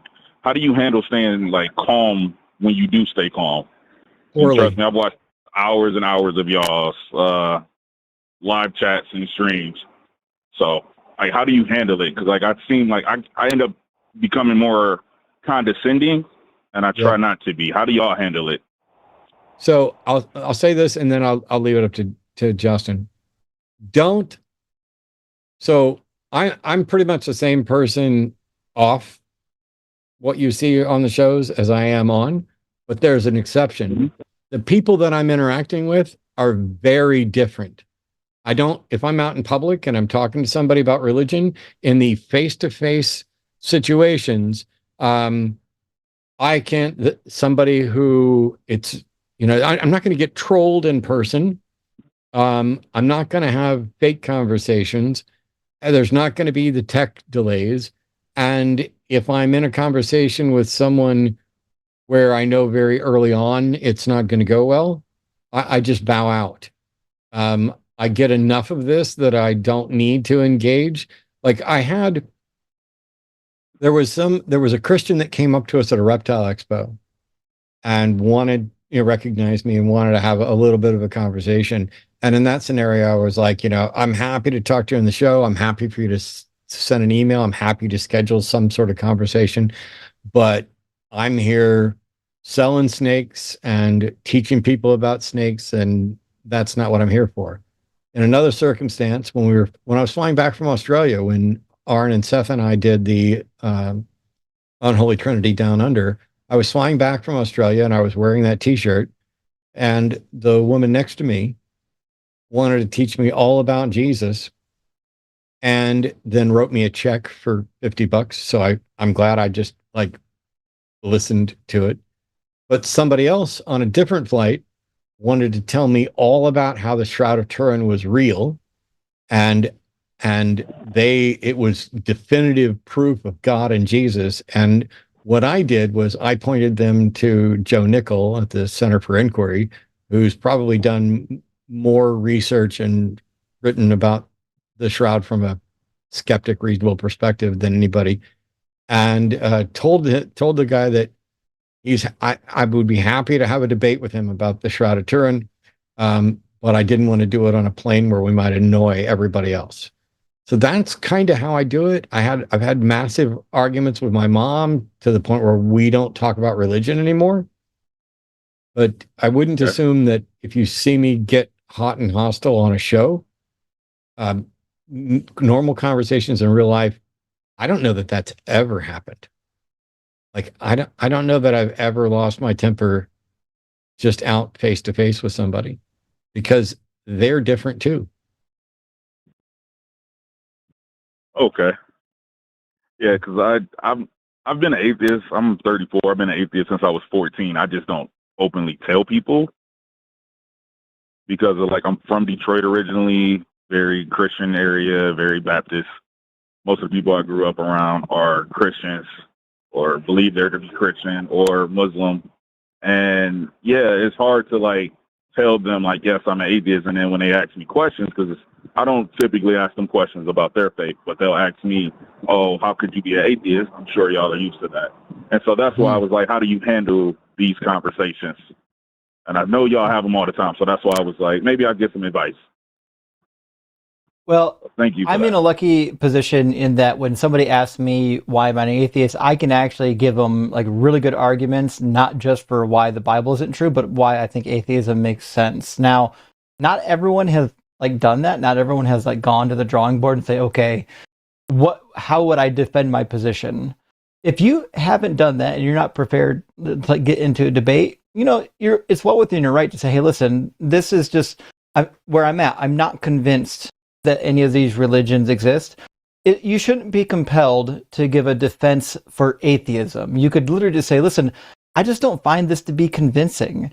And I understand it might be convincing to you, but it's not convincing to me. So until something convinces me, I'm left with no other position than to be a non-believer.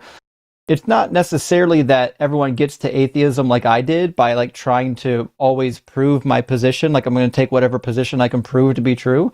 Sometimes people, they grow up and they're just like, I don't find that convincing. And that's the end of the story. There's nothing wrong with that. You shouldn't be compelled to defend it.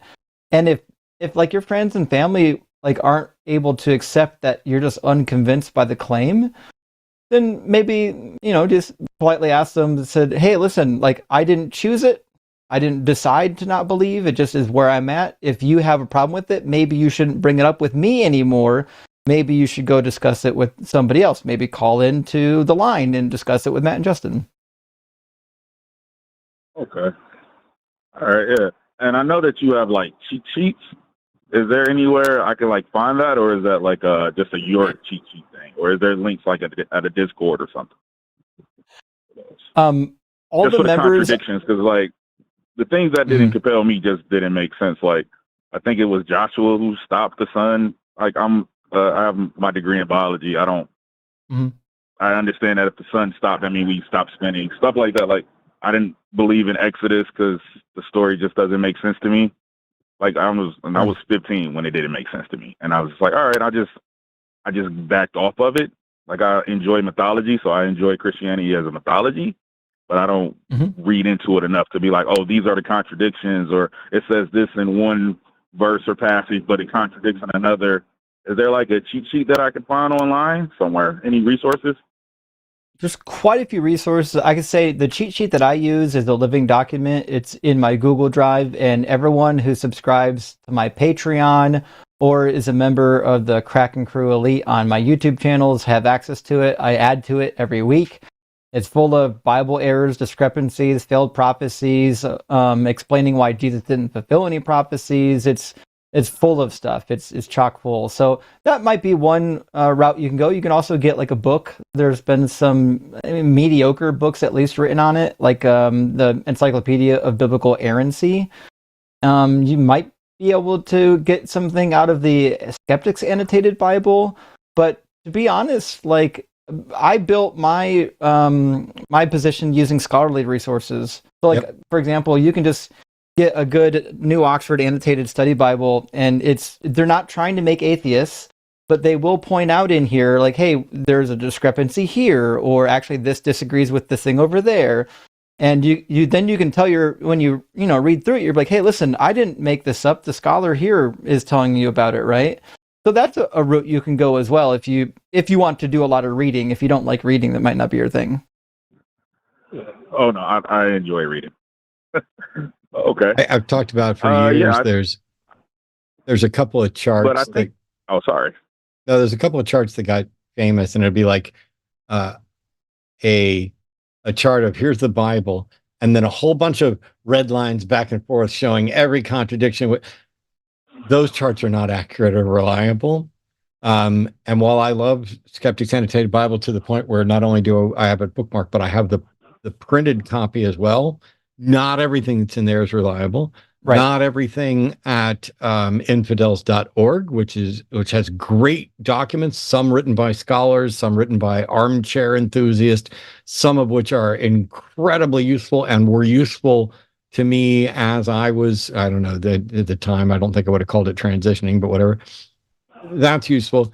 But I had originally tried to create my own, and that turned into ironchariots.org, the wiki that we put together. But that got beyond me. And so I stopped.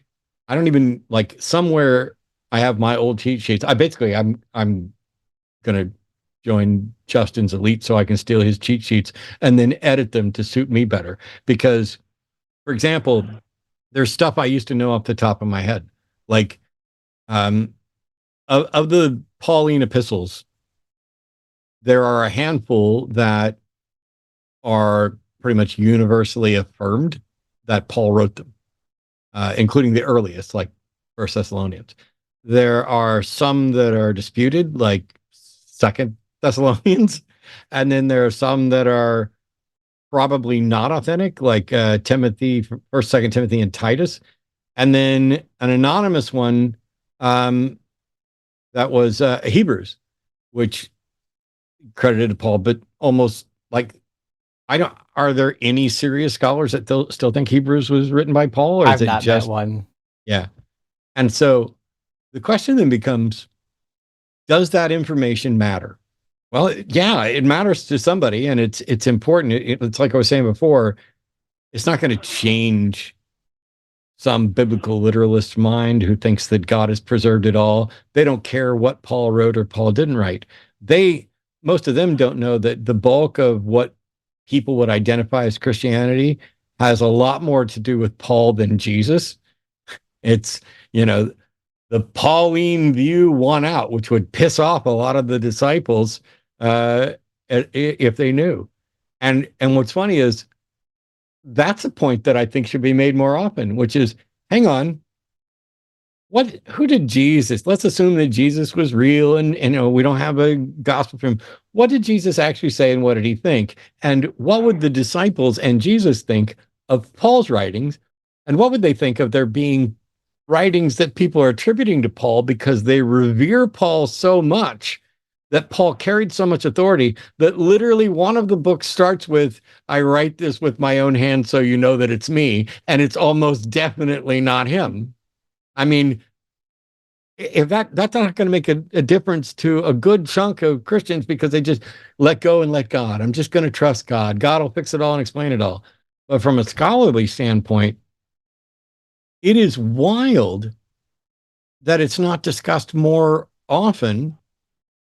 And if there is a God and Jesus is God, why the fuck hasn't he come down and corrected this and said, hey, hang on, you guys are not following the right stuff? Where's Bible 3.0? Yeah, I think that when I do have these conversations, because I typically for the last 20 years just didn't tell anybody, but I'm starting to become a little more open about it, and I've had these conversations. And I think I typically stuck to like the problems with the omni God in my mind. Like I just felt like that was the easiest conversation, and it's not. It's really not. Like I can't. Like it's not me trying to convince anybody. It's just it's hard for people to like. I don't know. Square that circle, and I was like, all right, maybe if I can find more Bible contradictions. So I started watching you all. One other thing before I hang up. Sure. How do you all find community as atheists? Because I don't like really see a lot. There's not a lot, but there is some. And part of the thing is that Christianity in particular has been sitting in a privileged position in society such that if you want a Christian community, there's about 1 million you can join at any time, because they have automatic tax exemptions. It's harder for other organizations to break through that. I will say there are secular organizations and pseudo-secular organizations. So there's secular organizations, things like Oasis and Sunday Assembly. In local areas, there used to be like the North Texas Church of Free Thought, but also Unitarian Universalist churches are very atheist and agnostic friendly. They do not suit me at all because they are very often disjointed woo stuff that has no appeal to me and that drives me crazy because they're trying to appeal to believers and non-believers, and I just care too much about truth and fallacies like that. I used to be the president of a local atheist organization, and one of the goals was to try and build community. If you're not finding organizations of secular individuals to interact with, try starting one. The atheist community of Austin got started with an ad in a local paper and meetings of a handful of people in a coffee shop, and grew to the point where, we were running the Atheist Experience and other shows and having regular meetings and even organizing gatherings and conventions. And also look for conventions like the American Atheist National Convention every year. There's humanist organizations. It's not necessarily easy, but it's something a lot of us are working towards. And the line is working towards something actually in person as well. Right now, I think people are relying a lot more on Discord communities, which aren't always a good fit for me, but I'm too in it. Like when I'm not doing the shows, I want to go do something else. I want to do something with the snakes. I want to do a game. And that's why I don't run my own Discord. I don't even have a Discord that somebody else is running. Instead, I join Justin's, I join Blitz's, I join, the lines, and I am barely active in any of them. My community, I'm very lucky, are the people who show up to this, the people who I get to interact with at conventions and lectures, and Arden. I don't need any more. But for people who do, there are resources. Justin, you were going to mention some. Yeah, I think Discord, as Matt said, is getting popular. We're at like 6,500 in our Discord community. There's like almost 1,000 of them online as I speak. There's like 900 something people online right now. And we are organizing meetups. In fact, we've got a California meetup happening in just a couple weeks in April. So there are like events, informal and formal, that we're planning in our Discord and with other Discord servers as well, so that you can find people where you're at and do meetups and have fun. And our Discord server actually started recently. We're going to be hosting a monthly speed dating, so that you can even find somebody you're compatible with, maybe in the atheist community that might live near you. Who knows? So that's one avenue. Which is why I was technically asking this question, because I find it hard to date as an atheist. Mm-hmm. Yeah, we discovered the same problem. I went on a date where a woman thought me being an atheist was the equivalent to her being a flat earther. Yes, that happened. Yes. Check out the Deconstruction Junction Discord. There's a link in all of my profiles. It's a really cool Discord server. And I would also emphasize there are a couple big conferences throughout the year that you might want to consider. I know Rocket City Reason is going to be this fall. We're planning a Deconstruction Junction meetup in the Midwest. It's going to be a Midwest meetup. That's going to be not a conference, but it'll be a pretty big meetup. So there's a couple big meetups throughout the year that may be helpful. And there's we're getting them in different regions too. So we know there's one in Nashville, there's one in Huntsville, and there's a couple of them throughout. I forget where the National Atheist Convention is. That changes locations every year, I think. Yep. But the conferences, I think, are a really good place to network and to meet other people that are going to be like-minded. And I know it can be difficult. You might have to take a long drive to get there. But overall, I think it's worthwhile to meet up. I got a fly. Oh, yeah. You're not going, most likely. You ain't driving anywhere. Exactly. Well, yeah, that's all I had. I enjoy the show. I agree with politically and ideologically for like 99% of everything. So I just appreciate y'all taking my call. Well, thanks. That means you're 99% correct. And one last thing I'll note on biblical contradictions that is worth sticking in people's heads. Let's assume for a moment that we were unable to find any contradictions or any problems of that nature with the Bible in its entirety. That would still not in any way demonstrate that its claims about gods or the supernatural are true.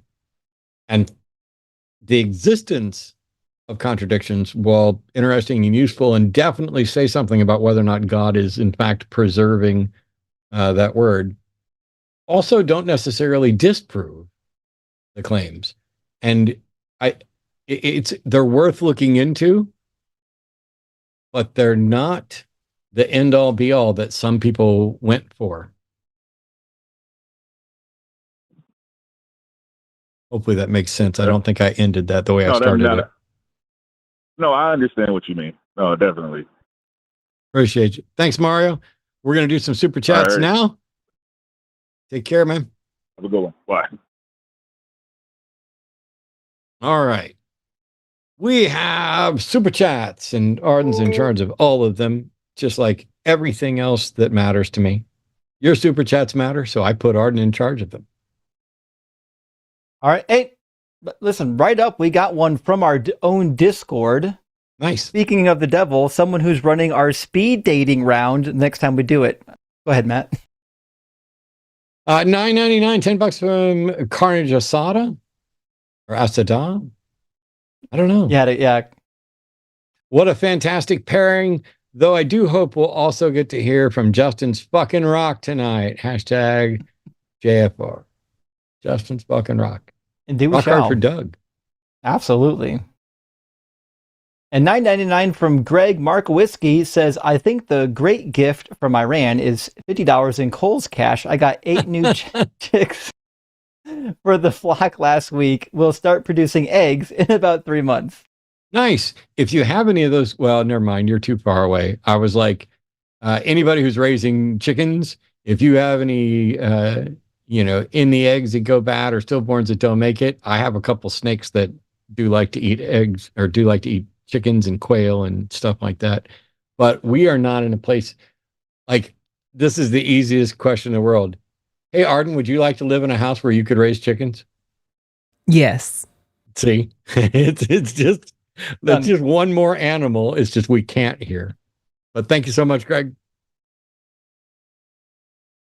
$10 from HTZ 11235. One of my best friends was an Iowa National Guardsman that was killed in Syria last year. I'm so sorry. How do I get over feeling that there's no more good people in the military with what's going on at home and abroad? Because there have always been good people and bad people in the military.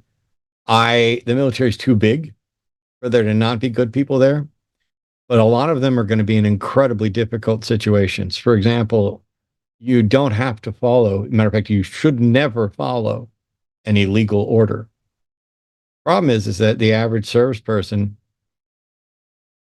isn't necessarily capable of determining on their own whether or not an order is legal or not, and not necessarily empowered to act on that. And so any refusal of an order puts you and your entire career at risk. And you're there at, which authorities are going to decide whether or not you justifiably objected to an illegal order.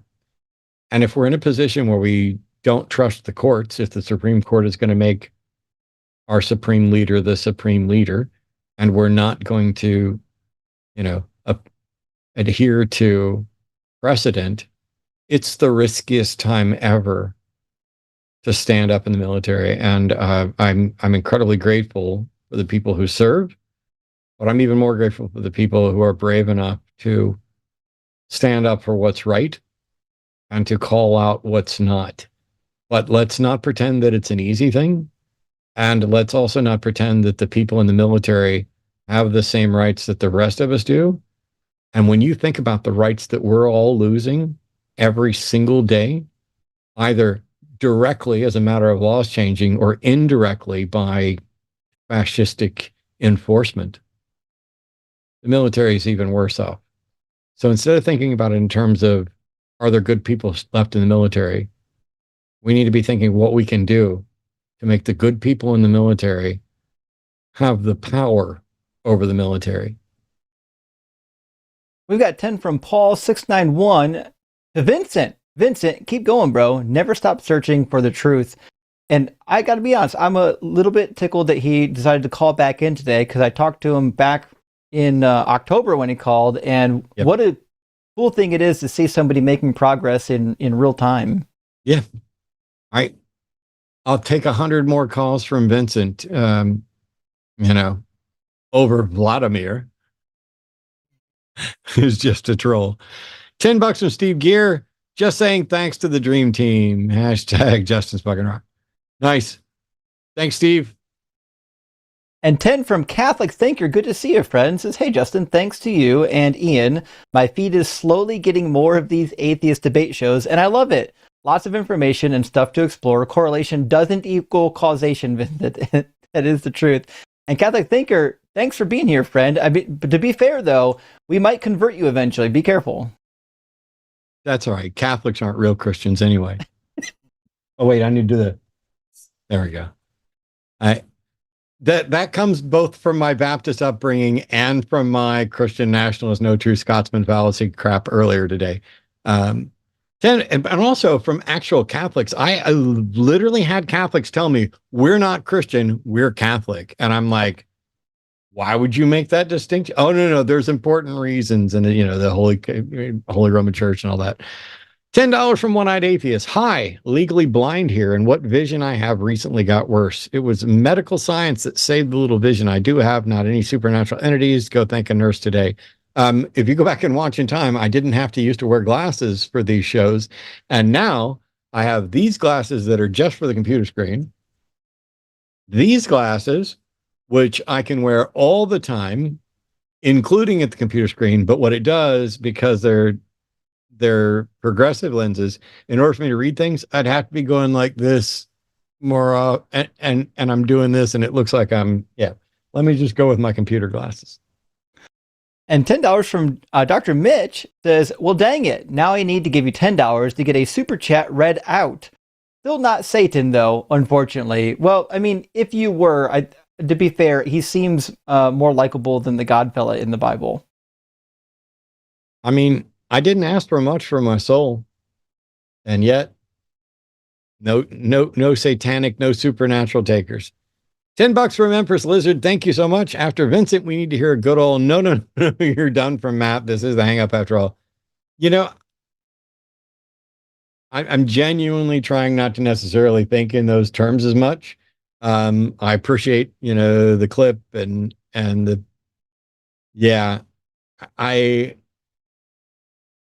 I'd like to do better, but also, fuck it. There are some people that are going to get, no, you're done, and get hung up on. But not Pete. The ones that get hung up on like that, or Vladimir, are the I'm just stringing you along trolling. The ones that break my heart or hurt my head, they don't deserve anything but sympathy and perhaps pity. But I'm not always great at that, but I'm working on it. We all have to learn how to do that. When you stream for long time periods, even callers that you might not normally bite into get bit into. It just is kind of comes with the territory. Thank you for the $10 from Hang's Laboratory says, do you all do solutions-based conversations anywhere? What is next? Ending capitalism and white supremacy to save the world? Love the show. Good luck to Dr. Blitz. I feel like because the show, we allow non-believers to call in and dialogue with us, I feel like sometimes we do have solution-based dialogue, but I think the first step is getting people deconstructed from these toxic religions, and then we can have further conversations. I feel like talking about solutions while they're still stuck in the religion is sometimes difficult. Everybody thinks they're right. Because if you're wrong and you don't know it, it feels exactly like being right. And most people really want to make a better world, but they may disagree on what a better world looks like. And so if you're trying to come up with a solution with someone toward a better world, and you have dramatically different views of what that world looks like, and you have dramatically different understandings of how to justify a position about what should be compelling and convincing, I think it's probably not productive to work on a solution. You have to have you have to find the point of agreement first. It's one of the reasons why I'm going to be starting a new show on my channel, which I'm not going to tell you the name of yet, so nobody steals it. But it is going to be getting back to the basic how and why of skepticism with actual examples. It's, hey, we're going to look at dowsing and homeopathy and Bigfoot and this, but it's going to be about how would I evaluate claims? What are the principles of skepticism? This is all fresh. This happened from some discussions I had recently, and I just made this decision yesterday. So it's coming, but I think if you can agree on how to work towards a solution, like what's your epistemology, what are your goals, then it's a lot easier then to start having solution-based conversations. But if you can't agree on epistemology and you cannot agree on the goals, Justin's right. You have to start there. $10 from Regato. Matt, you are great at debating, and Justin, your knowledge of Judeo-Christian mythology is most impressive. But I want to say that I'm so good at sleeping that I can do it with my eyes closed. Well done. I just bought a new mattress, and it arrived in 24 hours. I was stunned because we figured it'd take a little while, and nope, it just showed up. And we slept on it last night for the first time. And while I really like it, I will say I don't think I slept particularly well, but I don't think it was the mattress's fault. I think it's the fault of other things going on, like a bruised rib. And $10 from Green Man Dave says, Matt, I'm so excited to get to meet you and Promise at NanoCon this year. The whole lineup is awesome, except for that Tommy Valkai dude. Maybe I'll crochet a snack for you. Oh, that'd be nice. Do you do like, I do, well, I haven't done it in years, but I got really deep into crochet to the point where my mom and my grandma used to have me interpret patterns for them. And I started doing some amigurumi stuff. I was actually going to do an amigurumi Mario. But yeah, if that's what you're doing, amigurumi snake, hell yeah. I'm loving it. Somebody in chat says, oh, if you're doing debunking, I know you're also a big music fan. Why not a video on why 432 it's with magic is bullshit? There will be some debunking stuff. I will try and add that to the list. $10 or 10 euros from... So it's Eki Po, only because they've corrected me on saying Eki Poo. Okay, Eki Po. Hey, Matt, how do you about unapologetic calling themselves the unholy trinity? I think Eki Po is asking, what do you think about the unapologetic cast calling themselves the unholy trinity? Oh, do you? Mm-hmm. Well, they're fucking thieves. It's funny because when Seth originally proposed this, it was because we were looking for kind of a fun, clever name, and it was three friends. It was me, Seth, and Aaron. And Seth was doing all the work, and I was just the lazy guy that showed up and talked. And Seth was like, what do you think about doing like the Unholy Trinity as like a little play on words thing? And I was like, yeah, I'm good. And then some people thought that we were being, I don't know, serious about it. And other people thought that we were trying to rip off the Dawkins, Dennett, Hitchens, Harris Four Horsemen thing. And yeah, we're just having a bit of fun. And I don't mind if other people have a bit of fun either. It's not like we trademarked it and took it seriously. I think if they went out on tour as the Unholy Trinity, they'd have to maybe put an asterisk there as a disclaimer just in case. But also, that was like a lot of years ago. And who knows how many people even remember that we did the Unholy Trinity thing. So no, it doesn't bother. I didn't know, but it also doesn't bother me. It's like the Newsboys, where the band members just get to rotate, Yes. and then eventually Peter Furler gets to go do his own thing. $10 from Duskframe. I will sanction it. Oh, I should. How do I do an upside down cross line? I should do it like that, like with my hand pointed down. Matt should know the Newsboys reference. Somebody here. I'm older than the Newsboys. I'm Petra and Carmen. Oh, hell yeah. Newsboys were. I was still a Christian. I wasn't into Christian music then. Fair enough. Thank you for the $10 from Dustframe. Says, what do you guys think about the stuff like Marcion and Gnosticism? I think it's super interesting, even though it's really wacky. We've talked about this a little bit on my channel. I agree. I think while it's interesting to look into Gnosticism and some of the earlier forms of Christianity and even posit alternative avenues for who wrote what, at the end of the day, it's really speculative stuff. And I feel like it's one of those things I might... it's more interesting to watch other people talk about it. I wouldn't want to spend a lot of time on my stream talking about it because I don't think it gets people out of these religions. And you guys know my goal. My goal is to get people out of these nasty religions. $10 from Gretchen Z. Boots. Is there a petition somewhere to get Joel and Mezzo on the line? I want to sign that. Someone tell Jimmy, please. Hi, man, Joel. Okay, thanks. Bye. So I'll tell you this. I don't think a petition is necessary or ever likely to change Jimmy's mind about anything. But all we ever want to do is make the line better and having guests and hosts and better conversations. And the best thing to do is to keep pointing to the people that you'd like to see participate. I mean, my Wednesday show has become, I used to not watch atheist content. And now when I'm working on things, I play some atheist content in the background. And I find the people who I stumble across, who I'm just like, I want to work with that person. I want to do a show with that person. Whether they have 5 subscribers or 5 million subscribers, and then I reach out, or Arden will reach out a lot of times too.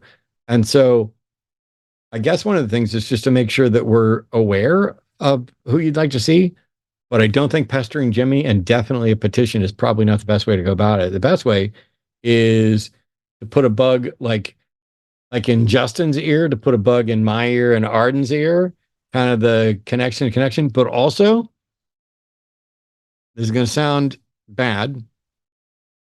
We don't have quotas or anything else, but I need more people on here who don't look like me. And that's not a slam on anybody. I mean, Justin's awesome. Ian's awesome. All the folks that I've had on are awesome. But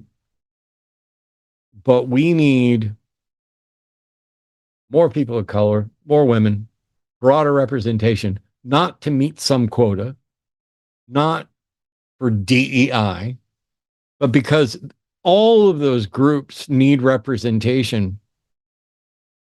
They have to be seen.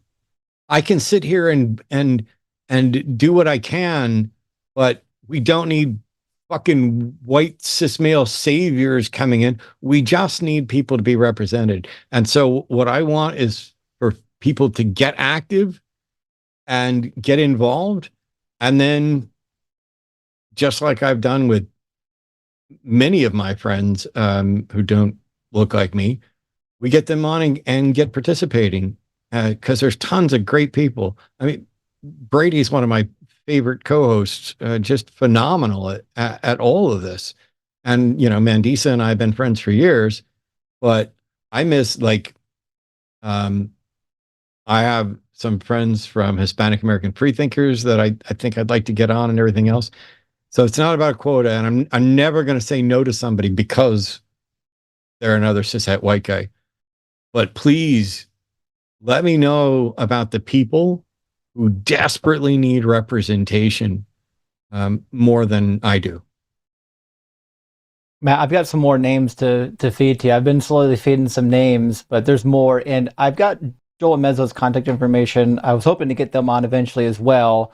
They're really well known in our TikTok community, and they're a riot. So I was waiting definitely worth having them on. I was waiting to butt in, but we actually had an opportunity for them to come on. The only issue is that they their thing is going together everywhere, right? And our format doesn't work super well for 3 people, so it would be a little awkward. But we've been in talks about trying to get them on before, and we're definitely open to it. So, yeah.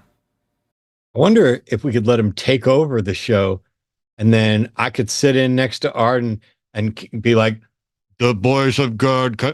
Who knows? We'll figure something out.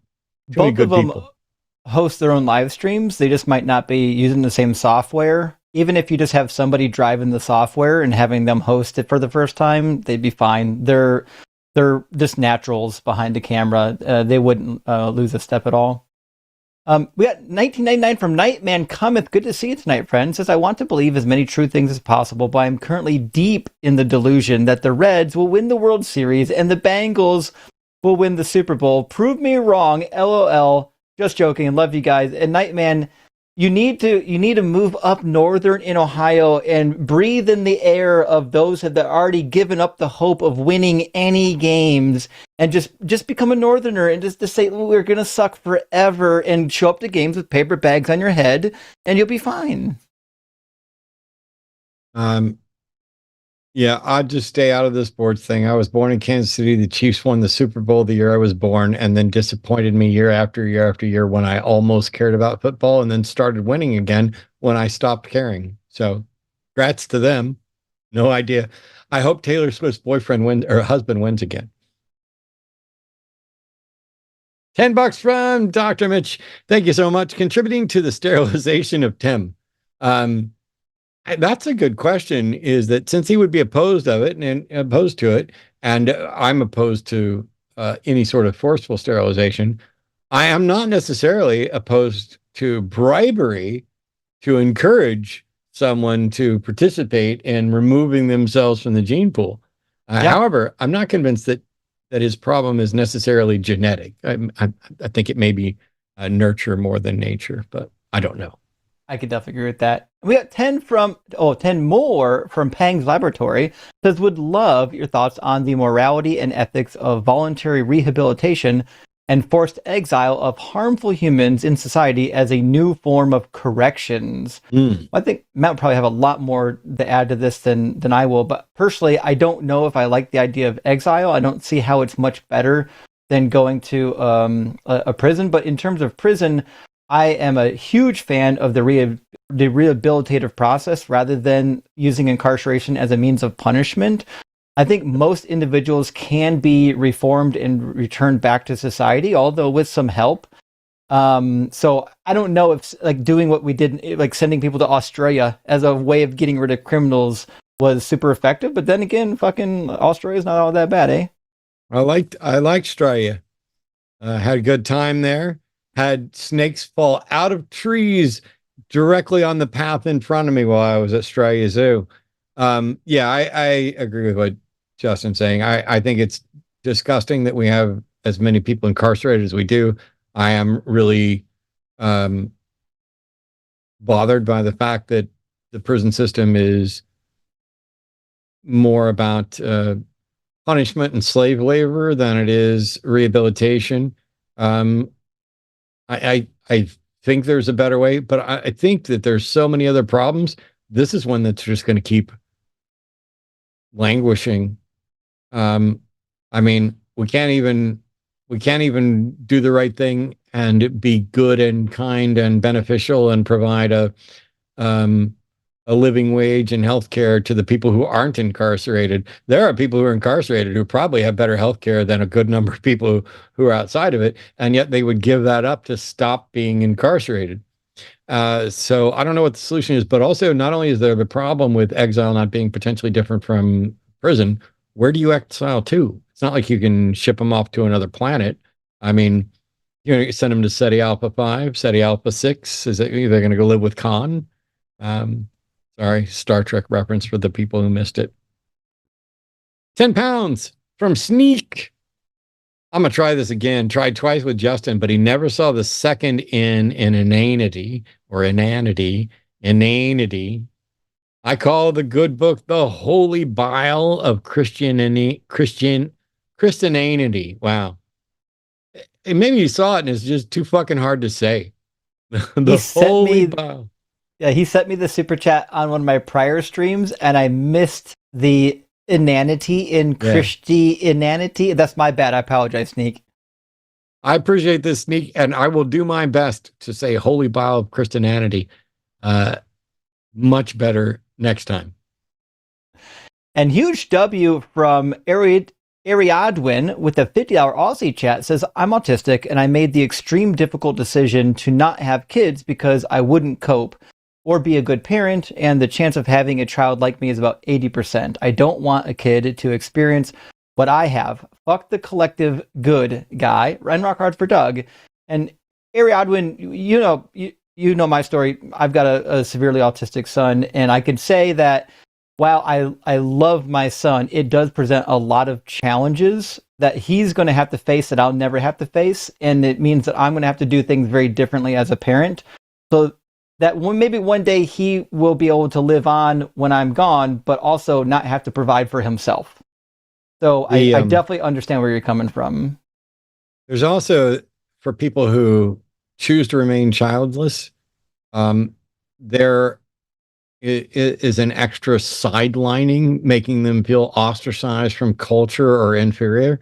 And for people like myself who can't have kids of their own, biologically, it can have the same impact unless you are just like me and don't give a fuck what society thinks about how many kids you're producing, because it doesn't faze me at all. But then you have folks like my brother, who was in a similar position, who adopted my niece and nephew, who are fucking awesome and every bit as family and valuable as any biological kid anybody's ever produced. And I think that if instead of relying on religions like Christianity or Judaism's sort of be fruitful and multiply oversimplification, if we changed it to something that was consistent with secular humanism, which was be responsible and good, that includes being able to have the children that you want, that you can afford to take care of, that both financially and mentally.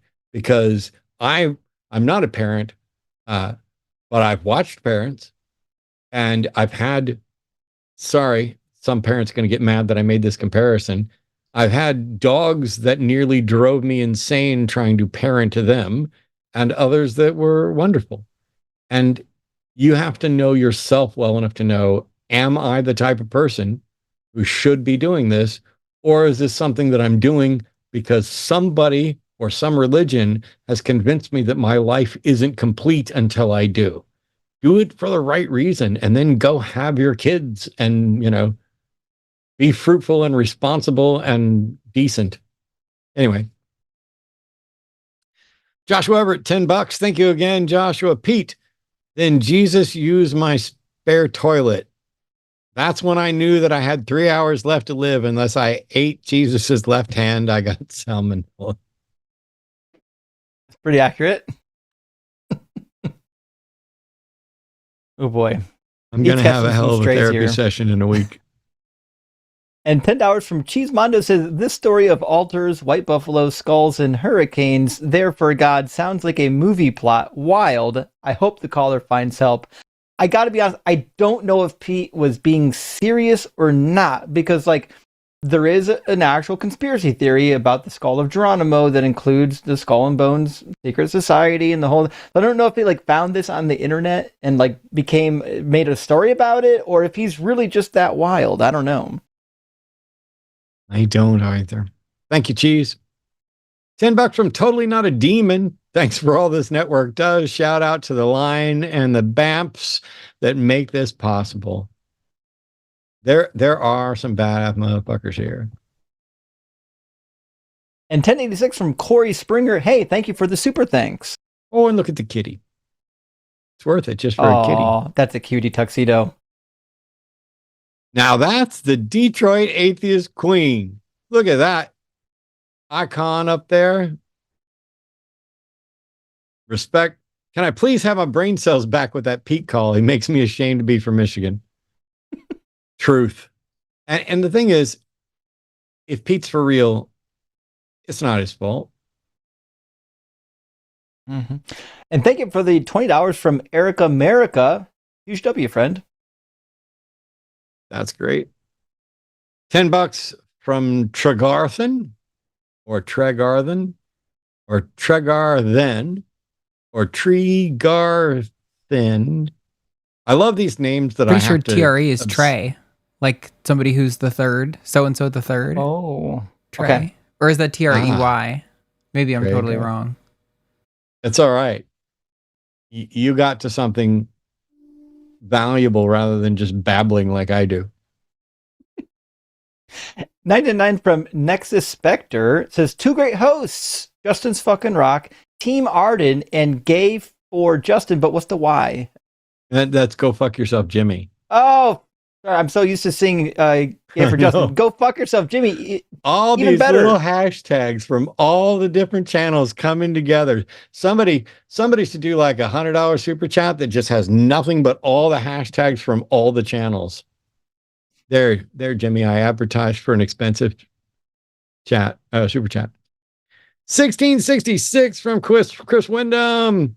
Pretty sure Doug would never send anyone after some fucking buffalo. All glory to Doug, the fucking rock of true sanity.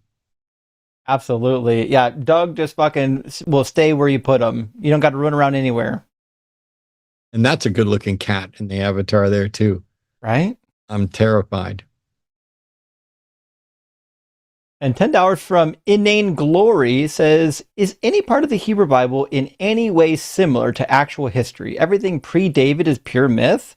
The majority of it was compiled, edited, created from whole cloth while in exile.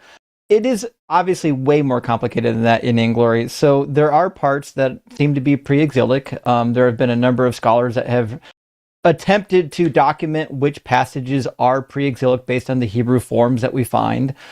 So Gary Rensburg has written about this and others. Nevertheless, it appears that they were compiled in parts. The documentary hypothesis is kind of like the standard explanation for how they came to be assembled, but it is true that some of it is actual history, but I don't believe early parts of Genesis have any historical basis at all. Most of Exodus, not as well.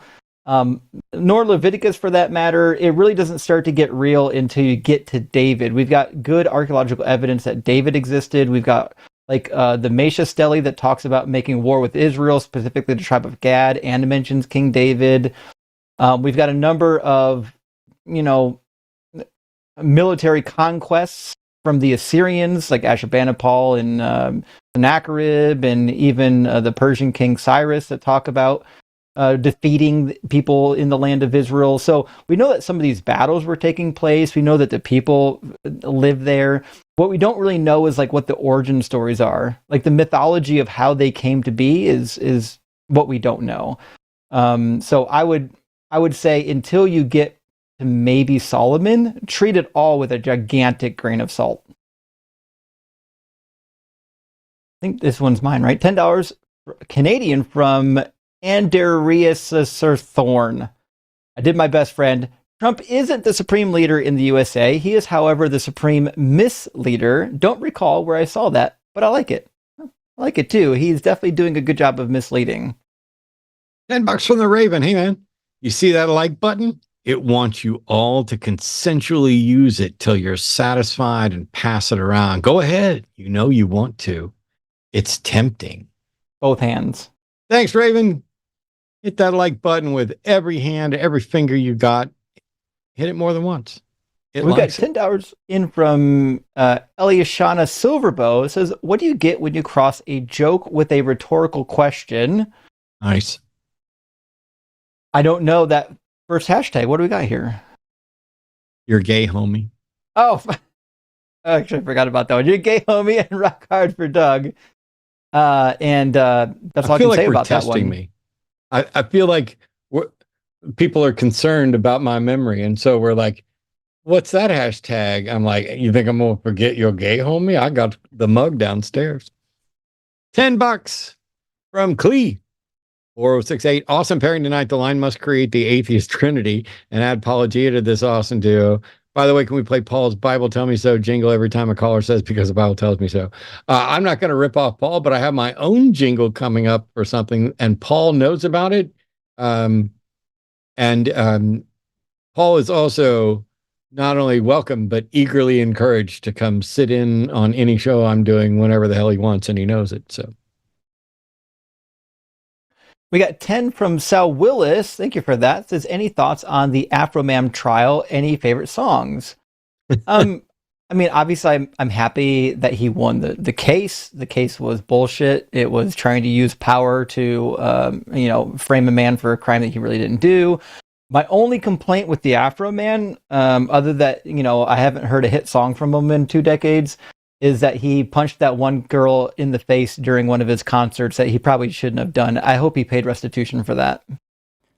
My favorite part. Oh, yeah. I'm sorry. I just had to weigh in. My favorite part was when they had him on trial. They were like, is it fair to say that your first big break of a song was, and then I got high? And he goes, because I got high. He like really strongly corrected the song. Yeah. I was going to care about this trial. Then I got high. I'm glad the First Amendment was defended. I've heard some bad things about Afro-Man. I'm not going to comment on him personally. Don't know. There was somebody trying to say he was MAGA, but I think that was bullshit. In any case, it's nice to see the First Amendment defended. And I really liked, I think it was Seth Meyers' Closer Look where he covered it, where, I mean, they just, is either him or Justin on Justin Klepper on Daily Show, where he's like, hang on a minute. So what they're saying is you had a sweet tooth and then people sent you a bunch of pound cakes. How is that a bad thing again? I hope Afro-Man, it was Jordan Klepper. I hope it was Afro-Men's fans don't find out that I like the cheesecake from such and such a place. It's nice. $20 from Genji. Justin, do you agree that it's better to be a living dog than a dead lion? I feel like this might be an inside joke, Genji, but I do agree. Yes, I'd rather be a living dog than a dead lion. Is that a quote I should know about?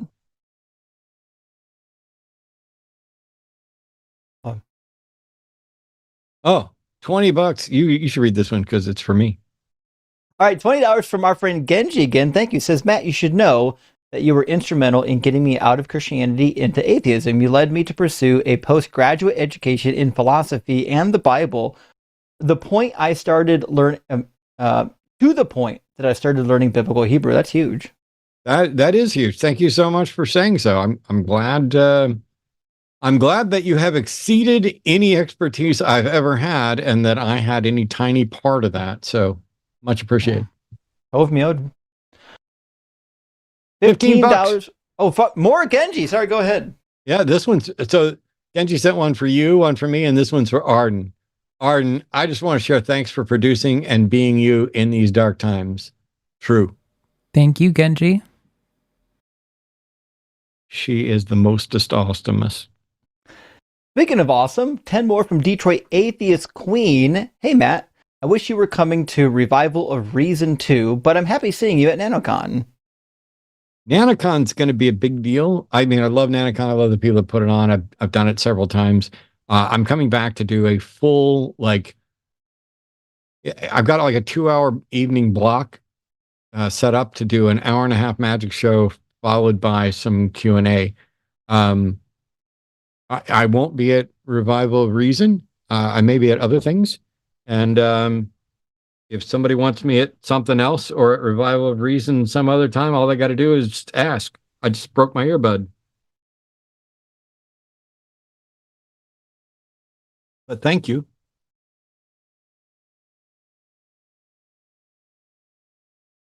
This is yours or mine. I can read it while you're getting your earbud fixed up, though. $10 from the Raven says, I'm here to say butts. That's all. Well, you did say butts. In fact, you got me to say butts now. Live on air. Oh, there it is. The little squishy part of the earbud popped right off. And I think that's the last one. Or did you see another one from Genji? But it's 5. And I think nobody sent in $100 super chat with all the hashtags. You guys have disappointed me. Jimmy comes on these shows and is like, send in another super chat and give me $5 for that and $2 for that. And you guys just load it up. I just asked for one little thing, one little $100 full of super chats, and you guys failed. No, I'm kidding. But we did get a $10 super chat from the Atheist Mechanic. I think it came in after we already finished them. I'll read it. I can see it right here. Also wanted to jump in on thanking Matt. Hitchens started my deconstruction journey. Then you with the Unholy Trinity, the original, the real ones, pushed me further to think. Now I'm happy to be a part of this community. Much love. Well, much love back to you and to everybody else. Thank you guys for being here. Thank you, Justin. Again, my pleasure. For coming in and hanging out and doing it right. And to Arden for producing, to Dragon for call screening, to all of our moderators, Classia in particular. She knows how I feel. But as always, I mean, no kidding. This is like a little therapy session for me. And it's, in many ways, it is doing nothing but getting better and making me better. And so I'm grateful to all of you for that. Yeah. And if you have complaints, make sure you put them in chat after the live chat's gone. Because, I'll definitely go through and read every comment. No, that's a lie. But we do appreciate the interactions. In the meantime, take care of yourself. Things are going to get different. If you want to buy some goodies, you can go to linemerch.com. You can also like and subscribe and join the channel and get yourself a little green tag and all kinds of stuff. You can go to patreon.com/calltheline to support us there. But the best thing you can do to support, genuinely, is to be here, participate, and spread the word so that we get better callers and have better conversations so more people can learn more things about how to